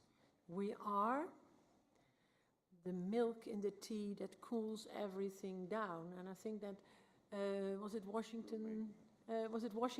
George Washington who said it? No, George Washington who said it. I'm right, aren't I? It was, yeah. Baroness de Souza said that the membership of an upper house is a job rather than an honor. I would say it is a job and an honor. Thank you very much.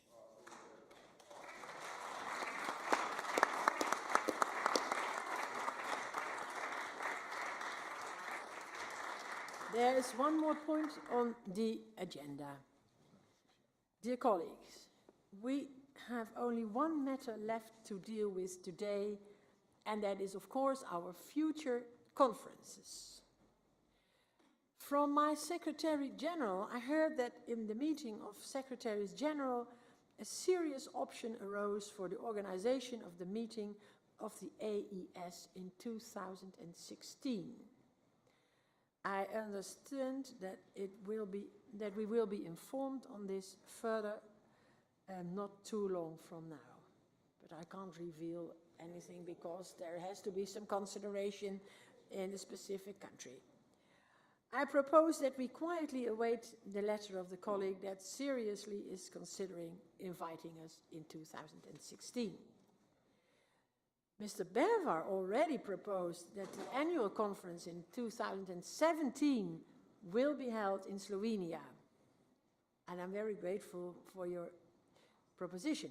I propose that we gratefully accept his offer. Do you agree? Okay, thank you very much. There is also a proposal for 2018, and may I give the floor to the President of the Senate of Romania, please. And you have to keep on pushing the button. Mes chers collègues, je profite de l'occasion pour vous annoncer la disponibilité du Sénat de la Roumanie d'organiser la réunion de l'Association des Sénats européens en 2018, vu le fait qu'en 2018, la Roumanie va anniverser 100 ans depuis sa création, la création de l'État moderne roumain. Et je vous serai très reconnaissant si vous acceptiez. Merci. Thank you. Thank you, Mr. Popescu. And, well, maybe you would like to explain, Mr. Bivar, why you invited us in 2017.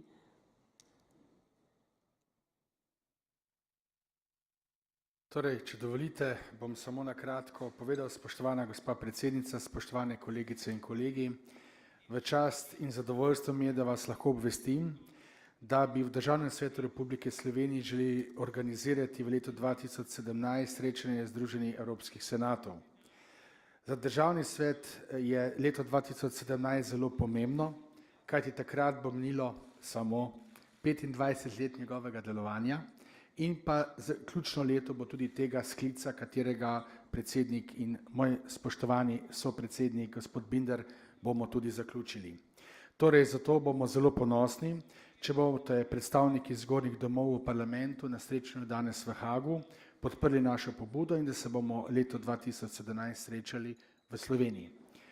Obveščam vas tudi o tem, da je Državni svet Republike Slovenije z najvišjimi političnimi in državnimi institucijami dogovoril in uskladil to srečanje, zato seveda vas prosim za vašo podporo in pa potrditev, da se bomo na to srečanje lahko pravilno in dobro organizacijsko in pa vsebinsko pripravili. Hvala lepa.